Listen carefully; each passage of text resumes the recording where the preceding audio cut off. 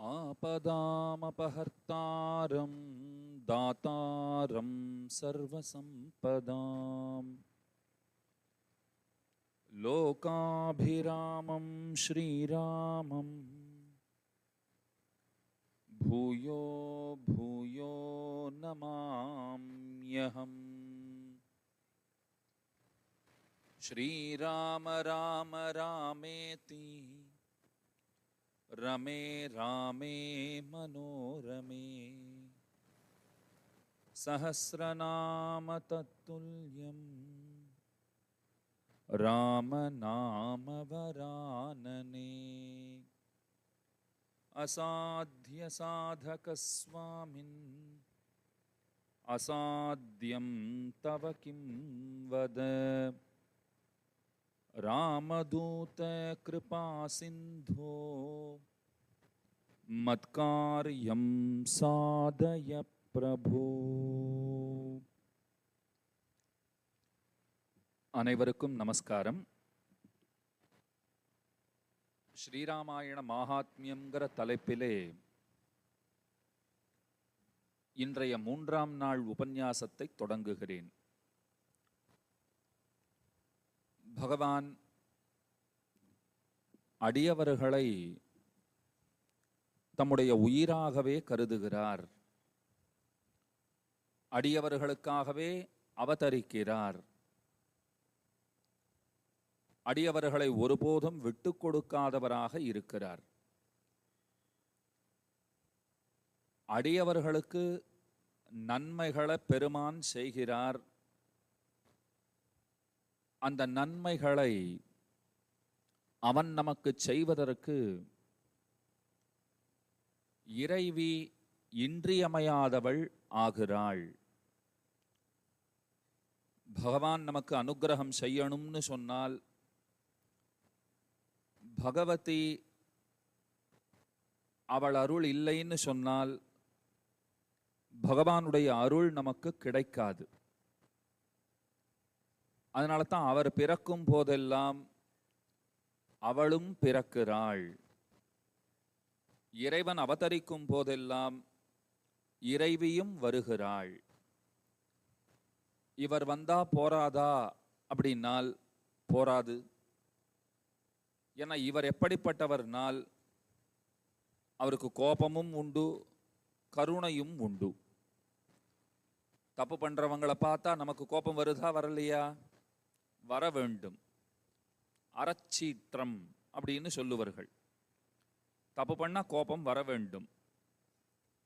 ஆனா நாம எப்படிப்பட்டவர்களாக இருப்போம்னா இன்னொருத்தர் தப்பு பண்ணா கண்டிப்பா கோபம் வரும். நாம தப்பு பண்ணா என்ன தப்பு பண்ண அப்படின்னு கேட்கிறவர்களாக இருப்போம். அது தப்பு.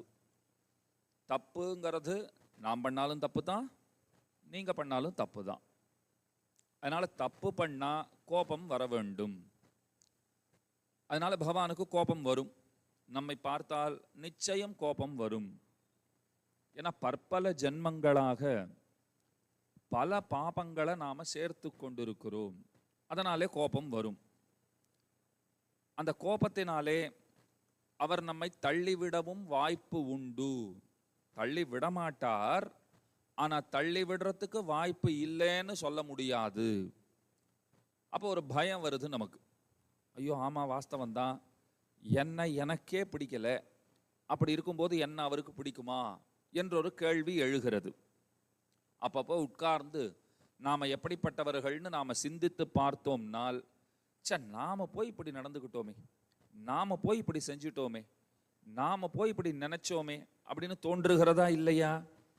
அப்ப அவ்வப்பொழுது நமக்கே நம்மை பிடிக்கவில்லை. அப்படி இருக்கும்போது கடவுளுக்கு உங்களை பிடிக்குமான்னு கேட்டா உடனே நீங்க என்ன தெரியுமா சொல்லிடுவீங்கோ? எனக்கே என்ன பிடிக்கலையா, இதுல அவருக்கு எங்கே இருந்து என்ன பிடிக்க போறது அப்படின்னு சொல்லுவோமா மாட்டோமா? அப்ப பயம் வருகிறது. அவருக்கு பிடிக்கலன்னு சொல்லிட்டால் அதோ கதி, நாம முடிஞ்சே போயிட்டோம்னு அர்த்தம். அவருக்கு பிடித்தமானவராக இருக்கணும்னு ஆசைதான், இருக்க முடியலை. அப்படின்னா என்ன? அவர் பிடிச்சு தள்ளாம இருக்கிறதுக்கு என்ன வழி? அவர் அனுக்கிரகிப்பதற்கு என்ன வழி அப்படின்னு நம்ம ஆராய்ச்சி பண்ணினால் நமக்கு புகழாக இருப்பவள் பிராட்டி. பெருமானுக்கு பிரான்னு பெயர். நல்லா தெரிஞ்சுக்கோங்க. பிரான்னா என்ன அர்த்தம்னால் உபகாரம் பண்றவர், ஹெல்ப் பண்றவர், எப்பவும் கூட இருக்கிறவர். அவருக்கு தான் பிரான்னு பேரு. தமிழ்ல பிரான்னு கேள்விப்பட்டிருப்பீங்கோ, ரொம்ப அழகான பெயர். பிரான்னு சொன்னால் ஹெல்ப் பண்றவர், உபகாரகர். தாயாருக்கு பிராட்டின்னு பேரு. அப்படின்னா என்ன அர்த்தம்னா, ஐயோ இவன் பிரானாக ஆவதே அவளால் தான், அவ உபகாரம் பண்றா நமக்கு, அதனால தான் பகவான் பிரானாகிறான், ஹெல்ப் பண்றவனாவே ஆறான். இல்லைன்னா நம்மளை திரும்பி கூட பார்க்க மாட்டான். தாயார் போய் பக்கத்துல உட்கார்ந்து பகவானிடத்திலே சொல்லுவள். என்ன சொல்லுவள்? அனுகிரகம் பண்ணுங்களே, நம்ம குழந்தை தானே, மூஞ்சியை சும்மா உருன்னு வச்சுக்கிட்டு இருக்கீங்களே, நல்லாவே இல்லை, குழந்தை வந்திருக்கான், என்னன்னு கேளுங்க அப்படின்னு பெருமானுடைய கன்னத்துல ஒரு குத்து விடுவள். அன்பாக குத்து விடுவள்னு சொன்னா ஓங்கி குத்துவான்னு நினைச்சுக்க வேண்டாம். அன்பா ஒரு குத்து குத்தி குழந்தைய பாருங்கோ அப்படின்னு அவள் சொல்லுகிறாள். பகவான் நம்மை பார்க்கிறார்னு சொன்னால் அவன் நமக்கு செய்கிற உபகாரம், அது ஒரு பெரிய ஹெல்ப், நமக்கு பெரிய கட்டாட்சம். அது அந்த கட்டாட்சம் அவன் செய்வதற்கு யாது காரணம்? ஒரு குத்து விட்டா இல்லையா தாயார்? அப்ப பிராட்டி, பிரானை பிரானாக ஆக்குபவள் அவள்தான். பகவானை பிரானாக ஆக்குபவள் பிராட்டி. அப்போ பிரான் பிராட்டி இந்த ரெண்டு பேருமே நமக்கு முக்கியம். இப்போ ஒரு முக்கியமான கருத்து சொல்றேன். இந்த பிராட்டியோட ரோல் என்ன அப்படின்னா, பிரானை நம்மை ஆட்கொள்ளும்படி செய்வது, நம்மை ஏற்றுக்கொள்ளும்படி செய்வது, இதுதான் பிராட்டியோட வேலை. பிரானோட வேலை என்னன்னா ஏற்றுக்கொண்டு அனுகிரகிப்பது. இது ரொம்ப முக்கியமான பாயிண்ட். ஏன்னா சிக்னிஃபிகன்ஸ்னு ஆங்கிலத்திலே சொல்லுவார்கள். தாயார்னு சொல்றீங்கோ, பெருமாள்னு சொல்றீங்கோ, அவர்களுடைய ரோல் என்னன்னு நம்ம தெரிஞ்சுக்க வேண்டாமா? இப்போ சில பேர் படம் எல்லாம் பார்த்துட்டு வருவா. புது படம் வந்திருக்கு, எனக்கு பிடிச்ச நடிகர் நடிச்சிருக்கார், நான் பார்த்துட்டு வரேன். போயிட்டு வந்த உடனே நான் கேட்டேன் அவர்கிட்ட, படம் போய் பார்த்தீங்களே எப்படி இருந்தது? அவர் இந்த பக்கம் அந்த பக்கம் பார்த்துட்டு சொல்லுவார், எனக்கு ரொம்ப பிடிச்சவன் தான், என் தலைவன் தான் நடிச்சிருக்கான், படம் ஒன்றும் சொல்லிக்கிற மாதிரி இல்லை, யாருக்கிட்டையும் சொல்லிடாதே, மனசுக்குள்ள அவ்வளோ வேதனை இருக்கும் அவனுக்கு. நான் கேட்பேன், ஏன்டா படம் ஒன்றும் சொல்லிக்கிறா போல இல்லைன்னு சொல்கிறேன், நல்லா இல்லையா படம் அப்படின்னா, இதை கனெக்டே ஆகலடா. இன்னைக்கு பசங்க புதுசாக இந்த வார்த்தை பிடிச்சிட்டாங்க. நீங்கள் கவனிச்சு பாருங்க, எந்த படமாக இருந்தாலும் இன்னைக்கு அதை விமர்சிக்கிறவங்க பசங்கள் இளைஞர்கள்லாம் என்ன தெரியுமா சொல்லுவா?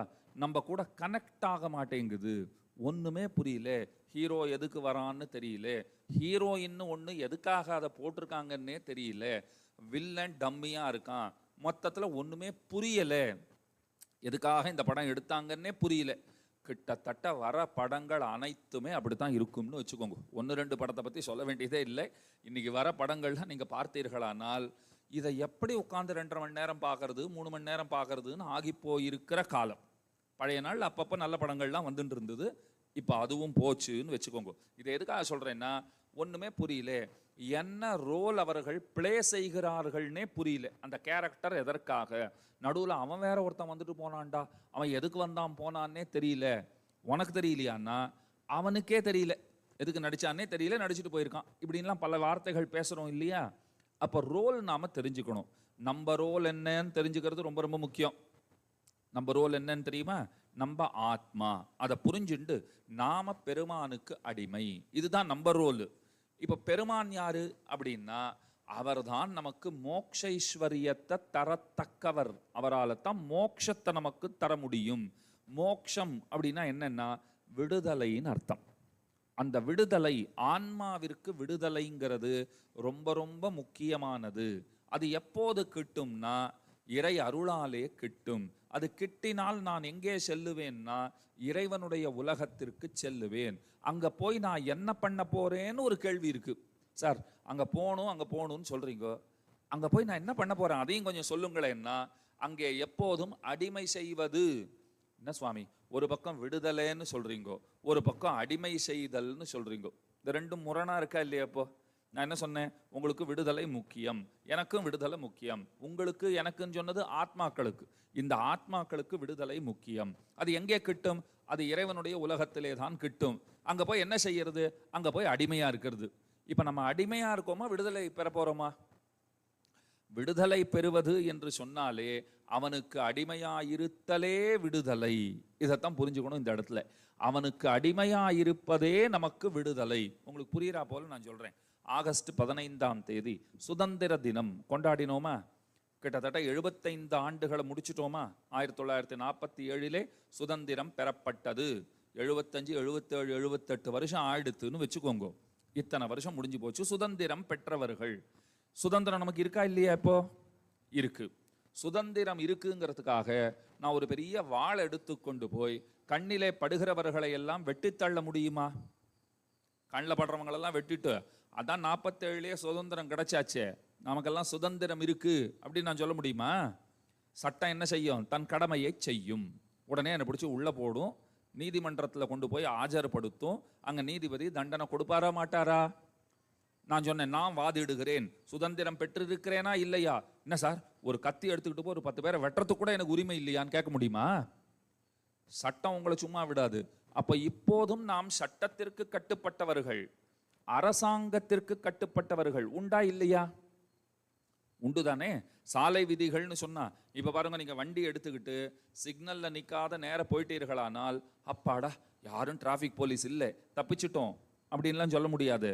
மதியத்துக்கு மேலே, காலையில் 8-9 மணிக்கு நீங்கள் போனீங்களான்னா மதியம் 3 மணிக்கு மேலே உங்கள் மொபைலுக்கு ஒரு மெசேஜ் வருது, படத்தோடு வருது. என்ன படம், என்ன மெசேஜ்னு ஆன் பண்ணி பார்த்தா, இந்த சிக்னலில் இந்த இடத்துல நீங்கள் நிற்காத போனீங்கோ, இதோ பாருங்கோ படத்தோடு அனுப்பிச்சிருக்கோம், சீக்கிரத்தில் ஃபைனை கட்ட பாருங்கோன்னு மெசேஜ் வந்துடுது. அப்போ எவ்வளோ ஜாக்கிரதையாக இருக்க வேண்டியிருக்கு. அடிமையாகத்தான் இப்போவும் இருக்கிறோங்கிறது தான் உண்மை. ஆனால் இந்த அடிமை நன்னா கேட்டுக்கோங்கோ, நாம் விரும்பிய அடிமைத்தனம். நாம் என்ன தெரியுமா முடிவு பண்ணோம் 47க்கு முன்னாடி? நாம் என்றைக்குமே சட்டத்துக்கு கட்டுப்பட்டு தான் இருக்கணும், நம்மை ஆள்பவர்களுக்கு அரசாங்கத்துக்கு கட்டுப்பட்டு தான் இருக்கணும், ஆள்பவரும் அரசாங்கமும் கூட சட்டத்துக்கு கட்டுப்பட்டு தான் இருக்கணும். ஆனால் அது நம்ம சட்டமாக இருக்கணும், ஆள்றது நாம இருக்கணும், நம்ம சேர்ந்தவராக இருக்க வேண்டும். அப்போ நமக்கு பிரச்சனை எதில் இருந்ததுன்னா, யார் ஆள்கிறார்கள்ங்கிறதுல இருந்தது. இது முக்கியமான பாயிண்ட். இது வெள்ளக்காரன் நம்மளை ஆட்சி செய்து கொண்டிருந்தான், அது நமக்கு பிடிக்கல. அவன் என்ன நம்மளை ஆள்றது, நாமே நம்மை ஆண்டு கொள்வோம். அப்பவும் நாம் அடிமைதான், இப்பவும் நாம கட்டுப்பட்டவர்கள் தான். ஆனா அது பிடிக்கல, இது பிடிச்சிருக்கு. வெள்ளக்காரனுக்கு அடிமையா இருக்கோம்னா நமக்கு பிடிக்கல. எங்கேயோ பிறந்து வளர்ந்துட்டு அவன் வந்து நம்மளை ஆழ்வானா அப்படின்னு கேட்டுக்கிட்டு இருந்தோம். இங்கேயே பிறந்தவர்கள், நம்மை சேர்ந்தவர்கள், நம்மிலே ஒருவர், அவர் நம்மை ஆளும் போது புலகாங்கிதம் அடைகிறோம், ஒரு சந்தோஷம் ஏற்படுறது. நம்ம ஆட்சிடா, இது குடியாட்சிடா, குடியுரிமை அப்படின்லாம் சொல்றோம் இல்லையா? ஒரு குடியுரிமை இருக்கு நமக்கு இங்கே, குடியாட்சி, குடியரசு இதெல்லாம் சொல்றோம், சந்தோஷமா இருக்கு. அப்ப இங்க முக்கியமான பாயிண்ட் என்னன்னா, எல்லாருக்கும் அடிமையா இருப்பதுங்கிறது அது சுவை தராது, அது விரும்பத்தக்கது அன்று. எவனுக்கு அடிமையாயிருக்க வேண்டுமோ அவனுக்கு அடிமையாயிருப்பதே நன்று. இது புரியறதுக்கு ஒரு கதை சொல்றேன். துஷ்யந்தன் கேள்விப்பட்டிருக்கீங்களா? பெரிய ராஜா. சகுந்தலைன்னு கேள்விப்பட்டிருக்கீங்களா? அந்த துஷ்யந்தனுடைய மனைவி சகுந்தலை ருஷி புத்ரி, சாதாரணமான ஒரு முனிவருடைய பெண் பிள்ளை, விஸ்வாமித்திரருடைய பெண் பிள்ளை. கண்வருங்கிற மகரிஷியாலே வளர்க்கப்பட்டவள். அவள் ரொம்ப சாதாரணமான வாழ்க்கை வாழறா. ஒரு காவி உடை தரித்திருப்பள், அழகிலே சிறந்தவள், இளம் பெண், ஒரு காவி உடை தரித்து கொண்டு காட்டிலே வசிப்பவள். கையில் எந்த மோதிரமும் போட்டுக்கல, செயின்லாம் போட்டுக்கல, நகநட்டெல்லாம் ஒன்றும் கிடையாது, ரொம்ப சிம்பிளா வாழ்கிறவள். துஷ்யந்தன் பெரிய ராஜா, காட்டில் வேட்டையாட வந்தான். இந்த பெண்ணை கண்டான், ஆசை கொண்டான், கல்யாணம் பண்ணிக்கணும்னு ஆசைப்பட்டுட்டான். நேர போய் சொல்லிட்டான், உன்னை எனக்கு ரொம்ப பிடிச்சிருக்கு, உன்னை கல்யாணம் பண்ணிக்கணும்னு ஆசைப்படுறேன்னு சொன்னதோடு நில்லாமல் இந்த ராஜா என்ன தெரியுமா பண்ணா? அவளை ஒரு பாறையிலே அமர்த்தி வைத்து தான் கீழே உக்காந்துட்டான். அவளுடைய மெல்லடிகளை எடுத்து தன் மடி மேல வச்சுட்டான். காலை பிடிக்க ஆரம்பிச்சுட்டான். பெரிய ராஜா, தேசத்துக்கே ராஜாவா இருக்கிறவர் ஒரு சாதாரண ரிஷி புத்திரியினுடைய காலை பிடிக்கிறார். நான் பார்த்தேன் இது. ஒரு ராஜா ஒரு சாதாரண பெண்ணோட காலை பிடிச்சுட்டு இருக்கார். என்ன இருந்தாலும் அறிவிலும் அந்தஸ்திலும் அந்த பெண்ணை காட்டிலும் நான் உயர்ந்தவன் அப்படின்னு நான் நினச்சிக்கிட்டேன். எல்லாரும் நினச்சாங்களான்னு தெரியாது, நான் நினச்சிக்கிட்டேன். நான் ராஜா கிட்ட போயிட்டு, எனக்கும் கால் ரொம்ப வலிக்குது, நான் அந்த பாறையில் உட்காந்துருக்கேன், அந்த அம்மா காலை பிடிச்சு விட்டுட்டு நீங்கள் இங்கே வாங்க, கொஞ்சம் என் காலையும் பிடிச்சு விடுங்கோன்னு சொன்னால் ராஜா பிடிப்பாரா? கழுத்தை பிடிப்பார். உனக்கு என்ன திமிர் இருக்கணும், ஒரு ராஜாவை பார்த்து என் காலை பிடின்னு சொல்கிறீன்னா, அங்கே மட்டும் பிடிச்சிங்களேன்னா ஐயோ எனக்கு அவளை பிடிச்சிருக்கு, நான் கல்யாணம் பண்ணிக்கிறதா இருக்கேன், அதுக்காக பிடிச்சிக்கிட்டு இருக்கேன். இப்ப பாருங்க, ராஜா காலை பிடிக்கிறதுக்கு கோடி பேர் காத்துக்கிட்டு இருக்கானா இல்லையா? காத்துக்கிட்டு இருக்கான். ஆனா ராஜாவுக்கு அந்த பெண்ணோட காலை பிடித்திருந்ததா இல்லையா? பிடித்திருந்தது. தான் விரும்புகிற பெண், அவ காலை பிடிப்பதை தன்னுடைய பாக்கியமாக நினைக்கிறான் ராஜா. இதைத்தான் நீங்க புரிஞ்சுக்கணும். யார் யாருக்கோ நாம அடிமைப்பட்டு இருக்கிறோம்னு சொன்னால் அது விரும்பத்தகாதது, ஏற்கத்தகாதது. பிடித்த விஷயத்திலே ராஜாவுக்கு ஒருத்தைய பிடிச்சிருக்குன்னா காலை பிடிக்கிறா போலே, இறைவனை நமக்கு பிடித்திருக்கிறதுன்னு சொன்னால் அவருக்கு அடிமைப்பட்டிருத்தலே சுகம். ராஜா என்ன சொன்னா? இவ காலை பிடிக்கிறதே சுகம்னா. நாம் என்ன சொல்லணும்? இறைவனுக்கு அடிமைப்பட்டிருத்தலே சுகம், அவன் அடியவர்களுக்கு அடிமைப்பட்டிருத்தலே சுகம் என்று முடிவெடுக்க வேண்டும். அப்ப மோட்சம்னா இறைவனுடைய உலகத்திற்கு செல்லுவது.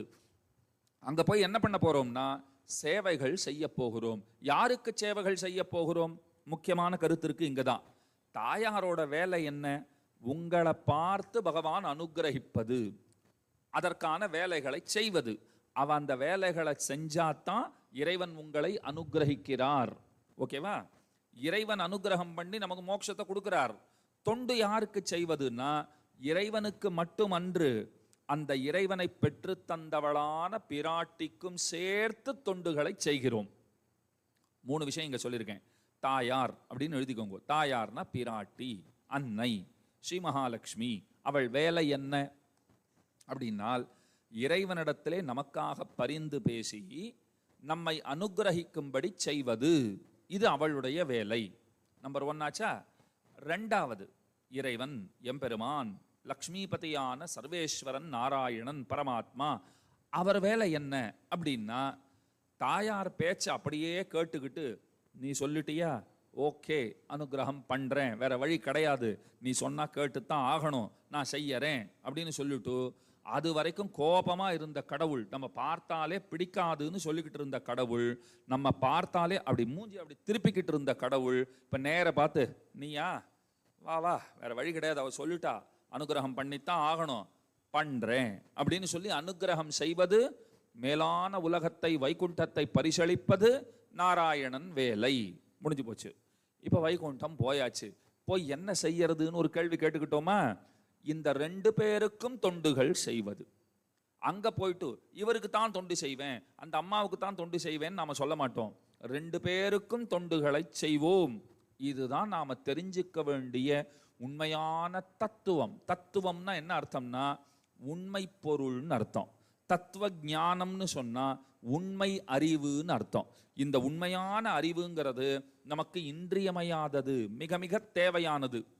இப்ப இதெல்லாம் ஏன் சொல்றேன்னா, பகவான் பிறக்கும் போதெல்லாம் பிராட்டியும் பிறக்கிறாள், அவன் வரும் போதெல்லாம் அவளும் வருகிறாள். நான் ஏற்கனவே ஒரு கதை உங்களுக்கு சொல்லியிருக்கேன், வாமனாவதாரத்தை பத்தின கதை. வாமனன்னா குள்ளன்னு அர்த்தம். 3 அடி மண் கேட்டு மகாபலியின் இடத்திலே பெருமான் வந்தான். வந்தானா? வந்தான். குரளனாக வந்தான், குள்ளனாக வந்துட்டான். கல்யாணமாகாத பிள்ளையா வந்தான். இதுதான் முக்கியமான பாயிண்ட். கல்யாணமாகாத பிள்ளையா வந்தான். வானுலகத்திலிருந்து புறப்பட்டுட்டார் பெருமாள். நான் போயிட்டு வரேன், ஒரு அவதாரம் பண்ண வேண்டியிருக்கு, நான் வரேன் அப்படின்னு கிளம்பினார். இப்ப நான் உடுத்திக்கிட்டு இருக்கேன் பாருங்க வேஷ்டி.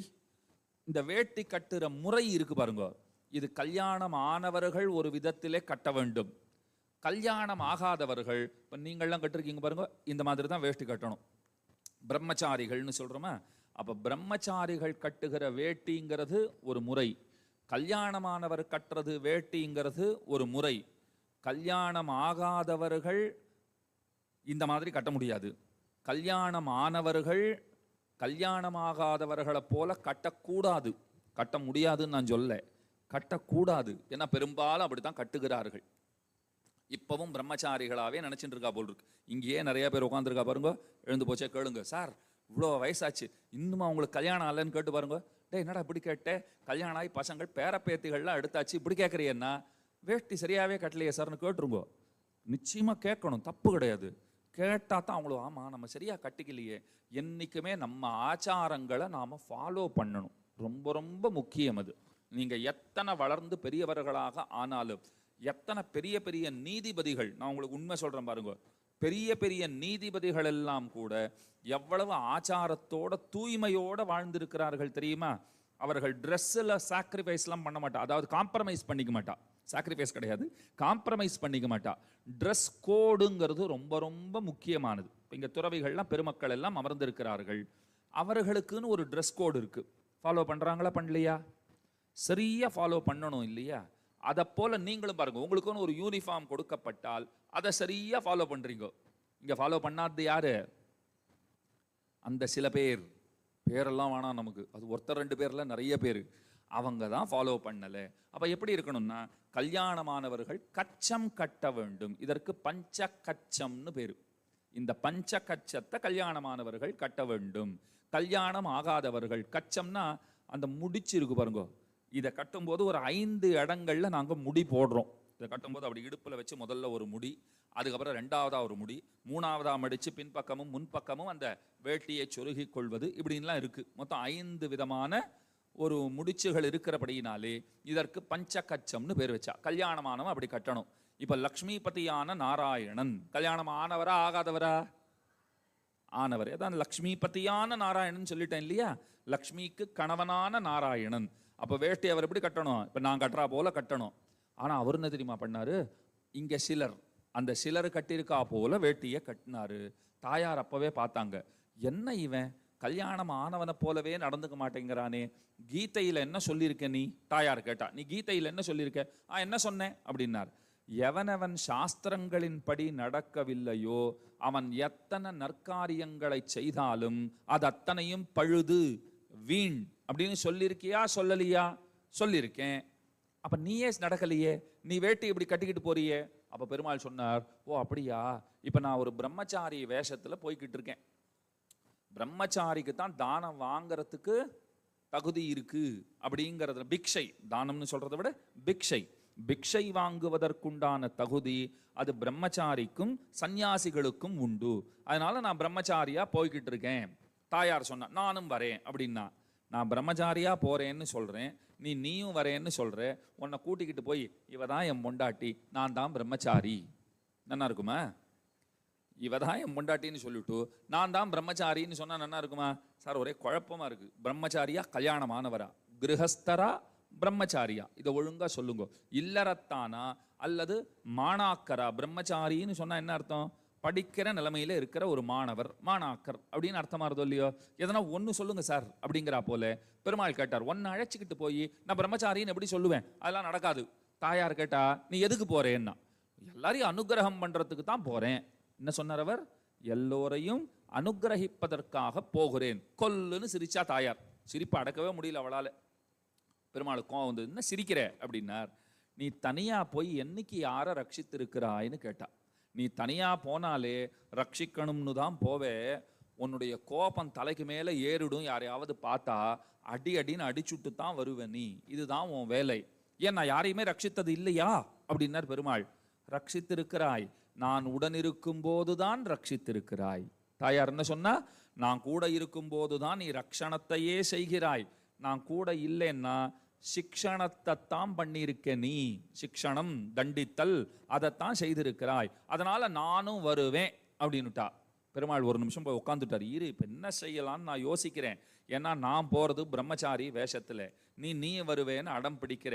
ஆனா நீ சொன்ன கருத்து ரொம்ப சரி. நான் தனியா போனா வேலைக்கு ஆகாது, உன்னையும் அழைத்து கொண்டு போனால்தான் வேலையே நடக்கிறது. அப்ப எப்படி இப்போ கூட்டிட்டு போறது அப்படின்னு இப்படி பார்த்தார் பாருங்கோ. தன்னுடைய திருமார்பை பார்த்தார். தாயார் பார்த்து சொல்றார், நீ ஏறி என்னுடைய மார்பிலே அமர்ந்து கொள். நான் என்ன பண்றேன், மான் தோலை எடுத்துக்கிட்டு அப்படி போத்திக்கிட்டு போயிடுறேன். நீ இருக்கிறதே வெளியில காட்டாமல் நான் போகிறேன் என்று தாயாரை மறைத்து கொண்டு வாமனாவதாரம். ஒரு பிரம்மச்சாரியா பெருமாள் வந்த போது கூட தன்னுடைய திருமார்பிலே தாயாரை ஒளித்து வைத்து கொண்டு அவள் இருப்பது பிறர் அறியா வண்ணம் பெருமான் வந்தான். மகாபலியினிடத்திலே 3 அடி மண் கேட்டான். இதெல்லாம் நடந்திருக்கு. அப்ப எப்பப்பெல்லாம் அவர் பிறக்கிறாரோ, பகவான் பிறக்கிற போதெல்லாம் பகவதியும் பிறக்கிறாள். அவன் தேவனாக வந்தால் தான் தேவியாக வருகிறாள், அவன் மனிதனாக வந்தாள் தான் மனுஷியாக வருகிறாள். அவன் ராகவனாக ராமனாக வந்தால் தான் சீதையாக வருகிறாள். அவன் கண்ணனாக வந்தால் தான் ருக்மிணியாக வருகிறாள். இப்படி எல்லா அவதாரங்களிலும் வருகிறார். பராசர பட்டர்னு ஒரு ஆச்சாரியர், கூரத்தாழ்வானுடைய அருமை திருமகனார். கூரத்தாழ்வான்கிறவர் யார் தெரியுமா? ராமானுஜருடைய முக்கியமான சீடர். அவரை பற்றியும் கொஞ்சம் சொல்லணும். ஏன் முக்கியமான சீடருங்கிறதுக்கு ஒரே ஒரு நிகழ்ச்சி மட்டும் சொல்கிறேன். இப்போது உங்களுக்கு நல்ல உற்ற நண்பர்னு ஒருத்தர் இருக்காருன்னு வச்சுக்கோங்களேன், இருப்பார். யாராவது ஒருத்தர் உங்களுக்கு பிடிச்ச நண்பர்னு ஒருத்தர் இருப்பார் இல்லையா? உங்ககிட்ட ஒரு பழக்கம் இருக்கும், எது தெரிஞ்சாலும் அவர்கிட்ட சொல்லிடணும்னு ஒரு பழக்கம் இருக்கும். என் ஃப்ரெண்டுடா, அவங்ககிட்ட சொல்லாத இருக்க முடியாது என்னால், எதுவாக இருந்தாலும் அவங்ககிட்ட நான் ஷேர் பண்ணிப்பேன். நான் கேட்டேன், ஏன் அவர்கிட்ட சொல்கிறீங்கன்னா, அவன் ரொம்ப நல்லவன் சார், என்னன்னா அவனுக்கு ரொம்ப பிடிக்கும், நான் ஒரு விஷயம் சொன்னேன்னா யாருக்கிட்டையும் சொல்ல மாட்டான். அந்த மாதிரி நண்பர் கிடைப்பது ரொம்ப அரிது. சில பேர் எப்படி இருப்பாங்க, ஏன் அவன் அந்த விஷயம் சொன்னான்டான்னு ஊர் முழுக்க சொல்கிறவங்களா இருப்பாங்க. அந்த மாதிரி இருக்கக்கூடாது. நாம் சில விஷயங்களை ஷேர் பண்ணிக்கிறோம்னு சொன்னால், இதை யாருக்கிட்டையும் சொல்லாதேன்னு சொன்னால் உசுறு போகிற வரைக்கும் சொல்ல மாட்டேன்னு ஒருத்தன் சொல்கிறான் பாருங்கோ. அந்த மாதிரி இருக்கிறவன் தான் சிறந்த நண்பன் அப்படின்னு கொண்டிருக்கிறோமா இல்லையா? அப்படி இருக்கிறவரைத்தான் நாம் என்னன்னு கொண்டிருக்கிறோம்? மிகச்சிறந்த நண்பர். ஏன்னா அவரிடத்துல நாம் ஷேர் செய்தோம், ஒரு விஷயத்தை பகிர்ந்து கொண்டோம்னு சொன்னால் ஒருத்தரிடத்திலேயும் சொல்ல மாட்டான். இப்போ இந்த கதை எதுக்காக சொல்லிட்டு இருந்தேன்? எந்த சந்தர்ப்பத்தில்? ராமானுஜர் கதை. யார் சொன்னது ராமானுஜர்னு? அருமையான பதில். ஏன்னா நான் மறந்துட்டேன். சொல்லிக்கிட்டே இருக்கும்போது ஃப்ளோவில் இது எதுக்காக வந்தது எடுத்து கொடுத்தீங்க பார்த்தீங்களா, ரொம்ப தேங்க்ஸ் உங்களுக்கு. ராமானுஜர் அந்த மாதிரி கூரத்தாழ்வான்கிற சீடரை சீடனாக மட்டும் பார்க்காமல் உயர்ந்த நண்பராகவும் கருதினார். அவருக்கு ஏதாவது ஒரு உயர்ந்த விஷயம், யாராவது ஒரு குரு ஒரு நல்ல விஷயத்தை சொல்லி கொடுத்தாருன்னு வச்சுக்கோங்களேன், ராமானுஜர் அந்த கூரத்தாழ்வான் வீட்டுக்கு ஓடுவரான். குரேஷா குரேஷான்னு கூப்பிடுவரான். என்ன சுவாமின்னு அவர் வந்தா, இப்பத்தான் அந்த திருக்கோட்டியூர் நம்பிகள்ங்கிற ஆச்சாரியர் இந்த விஷயத்தை சொன்னார், உனக்கு சொல்லாத என்னால் இருக்க முடியாது, அதான் வீடு தேடி ஓடி வந்தேன். குரு வீடு தேடி ஓடி வந்து சீடனுக்கு அப்போது ஃப்ரெஷ்ஷாக பெறப்பட்ட ஒரு அர்த்தத்தை உபதேசிக்கிறார்னு சொன்னால் எத்தனை ஒரு முக்கியமான ஒரு பிணைப்பு அவர்களிடையே இருக்க வேண்டும். அந்த கூரத்தாழ்வானுக்கு 2 பிள்ளைகள் பிறந்தார்கள். அதில் ஒருவருக்கு பராசர பட்டர்னு பேரு. மிகச்சிறந்த பண்டிதர், மிகச்சிறந்த வித்வான். அவரை பற்றி ஒரு கதை சொல்கிறேன் பாருங்க. அவர் சிறந்த வித்வான். ஆனால் வித்வான்களுக்கு எது அழகுன்னா, தங்களை ரொம்ப பெரியவர்களாக கருதி கொள்ளக்கூடாது, தங்களை தாழ்ந்தவர்களாக சிறியவர்களாக எண்ணிக்கொள்ள வேண்டும். ஏன்னா உங்களுக்கு படித்த படிப்பு எதை கொடுக்கணும்னால் வித்யா ததாதி வினயம்னு சொல்லுவார்கள். பணிவு வேண்டும். பணிவு இல்லைன்னா எத்தனை படித்தும் வீண்தான். எத்தனை படித்தும் பணிவு என்பது அது வீண்தான்னு தெரிகிறது இல்லையோ? அதனால படிப்புங்கிறது வினயத்தை தர வேண்டும், பணிவை தர வேண்டும். அது இல்லைன்னா பிரயோஜனப்படாது. பராசர பட்டர் காலத்தில் அவர் 5 வயசு குழந்தையா இருக்கார். வாசல்ல மணல்ல விளையாடிக்கிட்டு இருக்கார். அப்போ ரொம்ப படித்தவர் ஒருத்தர், அவருக்கு பேர் சர்வஜ்ஞ பட்டர்னு பேர். அவனும் ஒருத்தர், அது என்ன பேரு? சர்வஜ்ஞ பட்டர், எல்லாம் தெரிந்தவர்னு வச்சுக்கோங்க. அந்த மாதிரி ஒருத்தர் பல்லக்கில் உட்கார்ந்து போகிறாராம். எல்லாம் பார்த்தாங்க, ஐயோ பெரிய பண்டிதர் போறாருன்னு.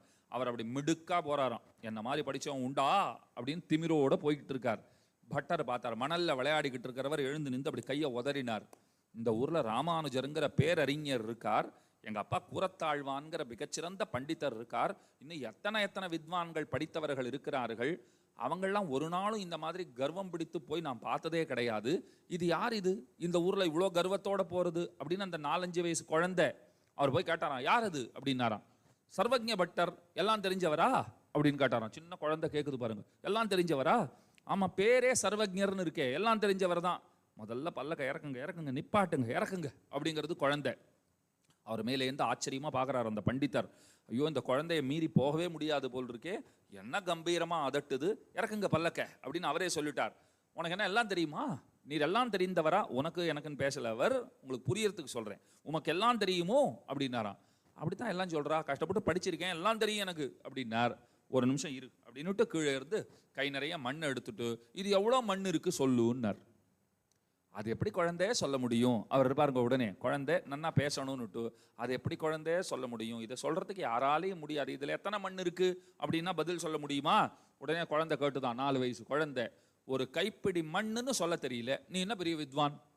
இது என்ன சொல்லணும்? ஒரு கைப்பிடி மண்ணுன்னு சொல்லணும், இது தெரியாத நீ ஒரு வித்வானா அப்படின்னு கேட்ட உடனே அவர் அந்த குழந்தைய உச்சி மோந்து அந்த குழந்தைக்கு நெத்தியில முத்தமிட்டு கன்னத்திலே முத்தமிட்டு அதை கட்டி கொண்டு இது யாருடைய குழந்தை அப்படின்னு விசாரிச்சிருக்கார். அப்பவே அவர் கர்வம் எல்லாம் போயிடுத்து பாருங்க. அப்பவே அவர் ஐயோ இந்த குழந்தை நம்முடைய கர்வத்தை செருக்கை அடக்கி விட்டது, இத்தனை பெரிய வீதியிலே ரங்கநாதன் திருமுன்பே இந்த மாதிரி பல்லக்கில் நாம உட்கார்ந்து போறதுங்கிறது தப்புதானேன்னு சொல்லிட்டு யார் குழந்தை அப்படின்னு கேட்டிருக்கார். கூரத்தாழ்வானுடைய திருக்குமாரர்னு உடனே ஓஹோ நடமாடும் பதஞ்சலின்னு கொண்டாடப்படுகிறவர் கூரத்தாழ்வான், சாக்ஷுஷ பதஞ்சலின்னு கொண்டாடுவர்கள், அவர் பிள்ளையா இவர், அதான் இந்த குழந்தை இப்படி இருக்கு, அவர் வீட்டுக்கே கொண்டு போய் விடுவோம்னுட்டு அழைச்சிட்டு போயிருக்கார். அப்பேற்பட்ட சிறப்பு பராசர பட்டருக்கு. அந்த பராசர பட்டர் தம்மை பற்றி என்ன தெரியுமா சொல்லிக் கொள்ளுகிறார்? ஸ்ரீ ரங்கராஜ கமலாபத லாலி தத்துவம்ங்கிறார். நாம் எல்லாம் பிறந்தோம், நம்ம தாய் தந்தையர் தொட்டிலிட்டு ஆட்டினார்களா இல்லையா? தொட்டில போட்டு ஆட்டிருப்பாங்களோ இல்லையா? பராசர பட்டர் என்ன தெரியுமா சொல்றார்? என்னையும் தொட்டில போட்டு ஆட்டினாங்க, ஆனா எங்க அப்பா அம்மா தொட்டில் ஆட்டி எனக்கு நினைவே இல்லைங்கிறார். அப்ப யார் தொட்டில் ஆட்டினார்கள்னா ஸ்ரீரங்கநாதனும் ஸ்ரீரங்கநாச்சியார் ஸ்ரீரங்கநாயகி தாயார் இருக்காங்களே, அந்த 2 பேரும் தொட்டில் கட்டி என்ன ஆட்டினாங்கிறார். அப்ப ரங்கநாத பெருமாளுடைய அருமை குழந்தையாக வளர்க்கப்பட்டவர் பராசர பட்டர். அந்த பராசர பட்டர் ஸ்ரீரங்கநாதனை துதிக்கிறேன்னு போனார். வேடிக்கையான கதை கேளுங்க. துதிக்கிறேன்னு போயிட்டு பெருமானே நான் உன்னை துதிக்க போகிறேன் அப்படின்னு சொல்லிட்டு நீ எத்தனை அவதாரம் பண்ணிருக்க, ஒன்னொன்னு ஓஹோன்னு இருக்கு அப்படின்னார். பெருமாளுக்கு ரொம்ப சந்தோஷம். அவதாரங்களை கொண்டாடுறியா நீ, சொல்லுன்னார். ஒரு பிட்டை போட்டார் பாருங்க, நடுவில் ஒரு வார்த்தை சொன்னார். அந்த அவதாரங்கள் எல்லாம் எங்கள் தாயார் உடன் பிறந்திருக்கவில்லை என்று சொன்னால் சுவாரஸ்யம் இல்லாம போயிருக்கும்னார். கொண்டாடுறது பெருமாளை கொண்டாட வந்துட்டு சார் உங்க பொஞ்சாதியை மட்டும் நீங்க கூட்டிட்டு வந்தில்லை அவதாரங்கள்லன்னு சொன்னால் நீங்க வந்ததே வேஸ்டா போயிருந்திருக்கும். பெருமாள் கேட்டார், நீ என்ன துதிக்கிறையா இல்லை இழிவுபடுத்துறியா அப்படின்னார். ஐயோ துதிக்கிறேன் நானு அப்படின்னார். எப்படின்னு கேட்டா அந்த தாயாருக்கு எல்லாமே நீங்க தானே சுவாமின்னார். தாயார்கிட்ட போய் கேட்டா உனக்கு எல்லாமே யாருன்னா எனக்கு எல்லாமே என் பெருமான் தான் அப்படின்னு சொல்லுவளா மாட்டாளா? இப்ப எனக்கு ஸ்ரீநிதின்னு பேரு, இது நிறைய பேர் நினைச்சுக்கிட்டு இருப்பா இது ஒரு பெண்பாலின பேர் மாதிரி இருக்கே. ஏன்னா உலகத்துல பார்த்தா பெண்களுக்குத்தான் அதிகப்படியா அந்த பெயர் சூட்டப்படுகிறது. ஆனா வேடிக்கை என்னன்னா அது ஆண்பாலின பெயர், உபயோகப்படுத்துவது பெண்பாலினத்தவர்கள். அப்படி ஆகி போச்சு அது. ஏன்னா சஹஸ்ரநாமத்திலே பெருமானுடைய ஒரு திருநாமமாக இந்த ஸ்ரீநிதிங்கிற திருநாமம் படிக்கப்படுகிறது. ஸ்ரீநிதி ஸ்ரீ விபாவனஹா என்று வரும் பாருங்கள். அப்ப ஸ்ரீநிதிங்கிறது பெருமாள் பேரு. அதுக்கு என்ன அர்த்தம்னு சொல்றேன். ஸ்ரீனா ஸ்ரீ மகாலட்சுமி, நிதினா செல்வம். அப்படின்னா என்ன அர்த்தம் நமக்கு கிடைக்கிறது?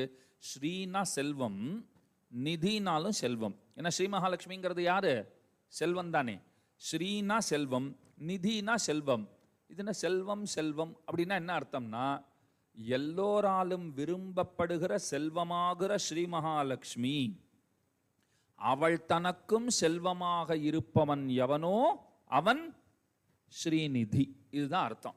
எல்லோராலும் விரும்பப்படுகிற செல்வமாகிற பிராட்டி தன்னுடைய செல்வமாக எவனை எண்ணி இருக்கிறாளோ அவனே ஸ்ரீநிதி என்று அழைக்கப்படுகிறான். அதனால இது பெருமாளுடைய உயர்ந்த திருநாமம். இது அப்படியே ஆழ்வார் தமிழ்ல பாடினார். திருவுக்கும் திருவாகிய செல்வான்னர். என்ன பேரு? திருவுக்கும் திருவாகிய செல்வா என்று கொண்டாடுகிறார். அதனால பராசர பட்டர் சொன்னார் பெருமாளை பார்த்துட்டு, நீ பண்ணின அவதாரங்கள்லாம் ஓஹோன்னு இருக்கு, சூப்பரா வேலை பார்த்துருக்க, ஆனா எங்க தாயாரும் கூட வந்ததுனால தான் உன்னால அத்தனை சிறப்பாக வேலை செய்ய முடிந்தது. அவ கூட வந்தில்லைன்னு சொன்னால் இந்த உலகத்தவர்களாலே நீ கொண்டாடப்பட்டிருக்கவே மாட்டாயின்னுட்டார். இந்த உலகம் உன்னை கொண்டாடுறதுனா யாரால? எங்க தாயார்னாலே அப்படின்னு சொல்லிட்டார். அந்த தாயார் தான் சீதா மகாலட்சுமியாக வந்து அவதரித்தாள். யாருக்கு பெண்ணாக பிறந்தாள்? சீதையினுடைய தகப்பனார் யாரு? ஜனக மகாராஜர் அப்படின்னு அவருக்கு பேரு. ஒன்னு தெரிஞ்சுக்கோங்க, அந்த குடும்பத்துல எத்தனை அரசர்கள் வந்திருக்கிறார்களோ அவர்கள் அத்தனை பேருக்குமே ஜனகர்னு தான் பேரு. அது குலப்பெயர், அவங்க குடும்ப பெயர். அப்ப இவருக்கு என்ன பேரு அப்படின்னா ஷீரத்வஜர்னு பேரு. இந்த ஜனகருக்கு என்ன பெயர்? ஷீரத்வஜர் அப்படின்னு பேரு. சீதையினுடைய தகப்பனாராகிற ஜனகர், அந்த ஜனகருக்கு பெயர் ஷீரத்வஜர்னு பேரு. அவர் ஒரு நாள் என்ன செய்தார்? கலப்பையை எடுத்துக்கொண்டு பூமியை உழுவதற்காக சென்றார். ஒரு யாகம் பண்ணணும்னு அவருக்கு ஆசை இருந்தது. அந்த யாகத்தை செய்வதற்காக கலப்பை எடுத்துக்கொண்டு பூமியை உழுவதற்கு புறப்பட்டார். ஏறு பூட்டினார், கலப்பை உழுதார். அந்த கலப்பை அப்படி இழுத்துக்கொண்டே போகிற போது ஒரு கோடு விழும் பாருங்கள். ஒரு வழி விழுமா? கலப்பை இழுத்து கொண்டு போனோம்னு சொன்னால் ஒரு கோடு விழுகிறதே, அந்த கோட்டிற்கு சீதான்னு பெயர். நன்னா தெரிஞ்சுக்கோங்க, அந்த கோட்டுக்கு சீதா என்று பெயர். இவர் பார்த்தார், நான் கலப்பையை எடுத்துக்கொண்டு போனேன், நிலத்தை உழுதேன், ஒரு கோடு விழுந்தது, அந்த சமயத்திலே நமக்கு இவள் கிடைத்தாள், அதனால இவளுக்கு என்ன பெயர் வைக்கலாம் அப்படின்னால் சீதை என்றே பெயர் சூட்டுவோம். இதை கம்பர் அழகா வர்ணிக்கிறார். தங்க கலப்பை வச்சிருக்கானாம் கையில ஜனகன். அந்த தங்க கலப்பையில அந்த கொழுன்னு ஒரு முனை இருக்கும், பார்த்துருக்கீங்களா? அதுக்கு கொழுன்னு பேரு. இப்பெல்லாம் நமக்கு கலப்பையே தெரியாது, இதுல கொழுவை எங்கேருந்து தெரிஞ்சுக்கிறதுன்னு பாருங்க. கிராமத்தை பின்புலமாக கொண்டவர்கள், விவசாயத்தை வாழ்வாதாரமாக கொண்டவர்கள், அவர்களுக்கு தான் இதெல்லாம் புரியும். எனக்கே தெரியாதுன்னு வச்சுக்கோங்க. என்னை விட யாருக்கு நன்னா தெரியும்னால், கிராமத்தை பூர்வீகமாக கொண்டு விவசாயத்தையே தங்கள் தொழிலாக கொண்டவர்களை கேட்டா கலப்பைனா என்னன்னு சொல்லிடுவா, கொழுனா என்னன்னு சொல்லிடுவா. அது கூர்மையான பகுதி, அதுதான் இழுத்துக்கிட்டு அந்த 2 மாட்டில் பூட்டி இழுத்துக்கிட்டு போனா அந்த கலப்பை போகும் இல்லையா? அந்த கொழு வைரத்தால செஞ்சு வச்சிருந்தாலாம். தங்கத்தாலான கலப்பையில வைரம் வெட்டுன்வா, வெட்டுகிற வைரம்னு சொல்லுமா போலே வைரத்தாலான கொழுவை அதிலே அவன் பூட்டி, அதாவது அதிலே சேர்த்து இணைத்து அதை உழுகிறான். அப்ப தங்கம் மின்னுமா, வைரம் மின்னுமா? கலப்பையே பளபளன்னு இருக்கும்போது உள்ளேருந்து பிராட்டி வெளியில வந்தா பாருங்கோ, அந்த பிராட்டியை பார்த்துட்டு அது வரைக்கும் கலப்பைக்கும் இந்த கொழுவுக்கும் ஒரு கொழுப்பு இருந்துதான். கொழுவோட ஒரு உப்பு சேர்த்து கொழுப்புன்னு ஆக்கிக்கோங்க. என்ன கொழுப்பு இருந்ததுன்னா, நாம பளபளன்னு ஜோரா இருக்கும் அப்படின்னு ஒரு கொழுப்பு இருந்துதான். எப்போ உள்ளே இருந்து தாயார் வெளிப்பட்டாளோ, சீத்தை வெளியில வந்தா பாருங்கோ, மின்னுகின்ற சூரியனை போல ஜுவலித்தாள். அவளை பார்த்த உடனே இந்த கலப்பையும் கொழுவும் பார்த்துக்கிட்டு, நாம் என்னடா பளபளன்னு இருக்கோம், அங்க ஒருத்தி வந்திருக்கா பாரு, அந்த மாதிரி பளபளப்பு யாருமே இல்லை என்று வெட்கி தலை கவிழ்ந்தன அப்படின்னு வச்சுக்கோங்க. அப்ப தாயார் புறப்பட்டாள். உள்ளுக்குள்ளே இருந்து ஜனகர் ரொம்ப ஆனந்தத்தோடு அந்த குழந்தையை வாரி அணைத்து கொண்டார். அந்த குழந்தையை வாரி அணைத்து கொண்ட போதே அவர் என்ன தெரியுமா சொல்லிட்டார்? வாரி அணைத்து கொண்ட போதே, என்னிடத்திலே சிவதனுசுன்னு ஒரு வில் இருக்கிறது, அந்த வில்லை எவன் ஒருத்தன் வளைத்து நாணேற்றுகிறானோ அவனுக்கே என் பெண்ணை கொடுக்க கடவேன். கன்யா சுல்கம்னு சொல்லுவார்கள். பெண்ணை அடைய வேண்டும்னு சொன்னால் இந்த காரியத்தை சாதித்தால் மட்டுமே என் பெண்ணை கொடுப்பேன்னு ஒரு வேகத்துல அவர் சொல்லிட்டார். எப்படி? ஒரு வேகத்திலே அவர் சொல்லிவிட்டார். ஆனா அது அத்தனை சுலபமான விஷயம் கிடையாது. வால்மீகி என்ன தெரியுமா சொல்றார்? அந்த வில் வைக்கப்பட்டிருந்த அந்த பேழை இருக்கு பாருங்க, பெரிய பெட்டி மாதிரி வச்சிருந்தாளாம். அந்த வில்லை எடுத்துக்கிட்டு வரணும்னா வால்மீகியின் கணக்குப்படி 5000 பேர்கள் தேவைங்கிறார். 5000 பேர் இருந்தா தான் வில்ல தூக்கிறதுக்கு இல்ல, அந்த பேழையை தள்ளிக்கிட்டு வரத்துக்கு, அந்த பெட்டியை தள்ளிக்கிட்டு வரத்துக்கு 5000 பேர் வேணும். கம்பர் பார்த்தார், அது 5000 பேர்னு ஒரு குத்து மதிப்பா சொல்லிட்டார். 5000 பேர்லாம் வேண்டான்னார். நான் கூட என்ன நினைச்சுக்கிட்டேன், சரி ஒரு 50 பேர் இருந்தா போரும்னு சொல்ல போறாருன்னு பார்த்தா, சார் 60000 பேர் வேணும்னார் கம்பர். எப்படி? 5000 பேர்னு அவர் குத்து மதிப்பா சொல்லிட்டார், அதை நம்பிடாதீங்கன்னார்.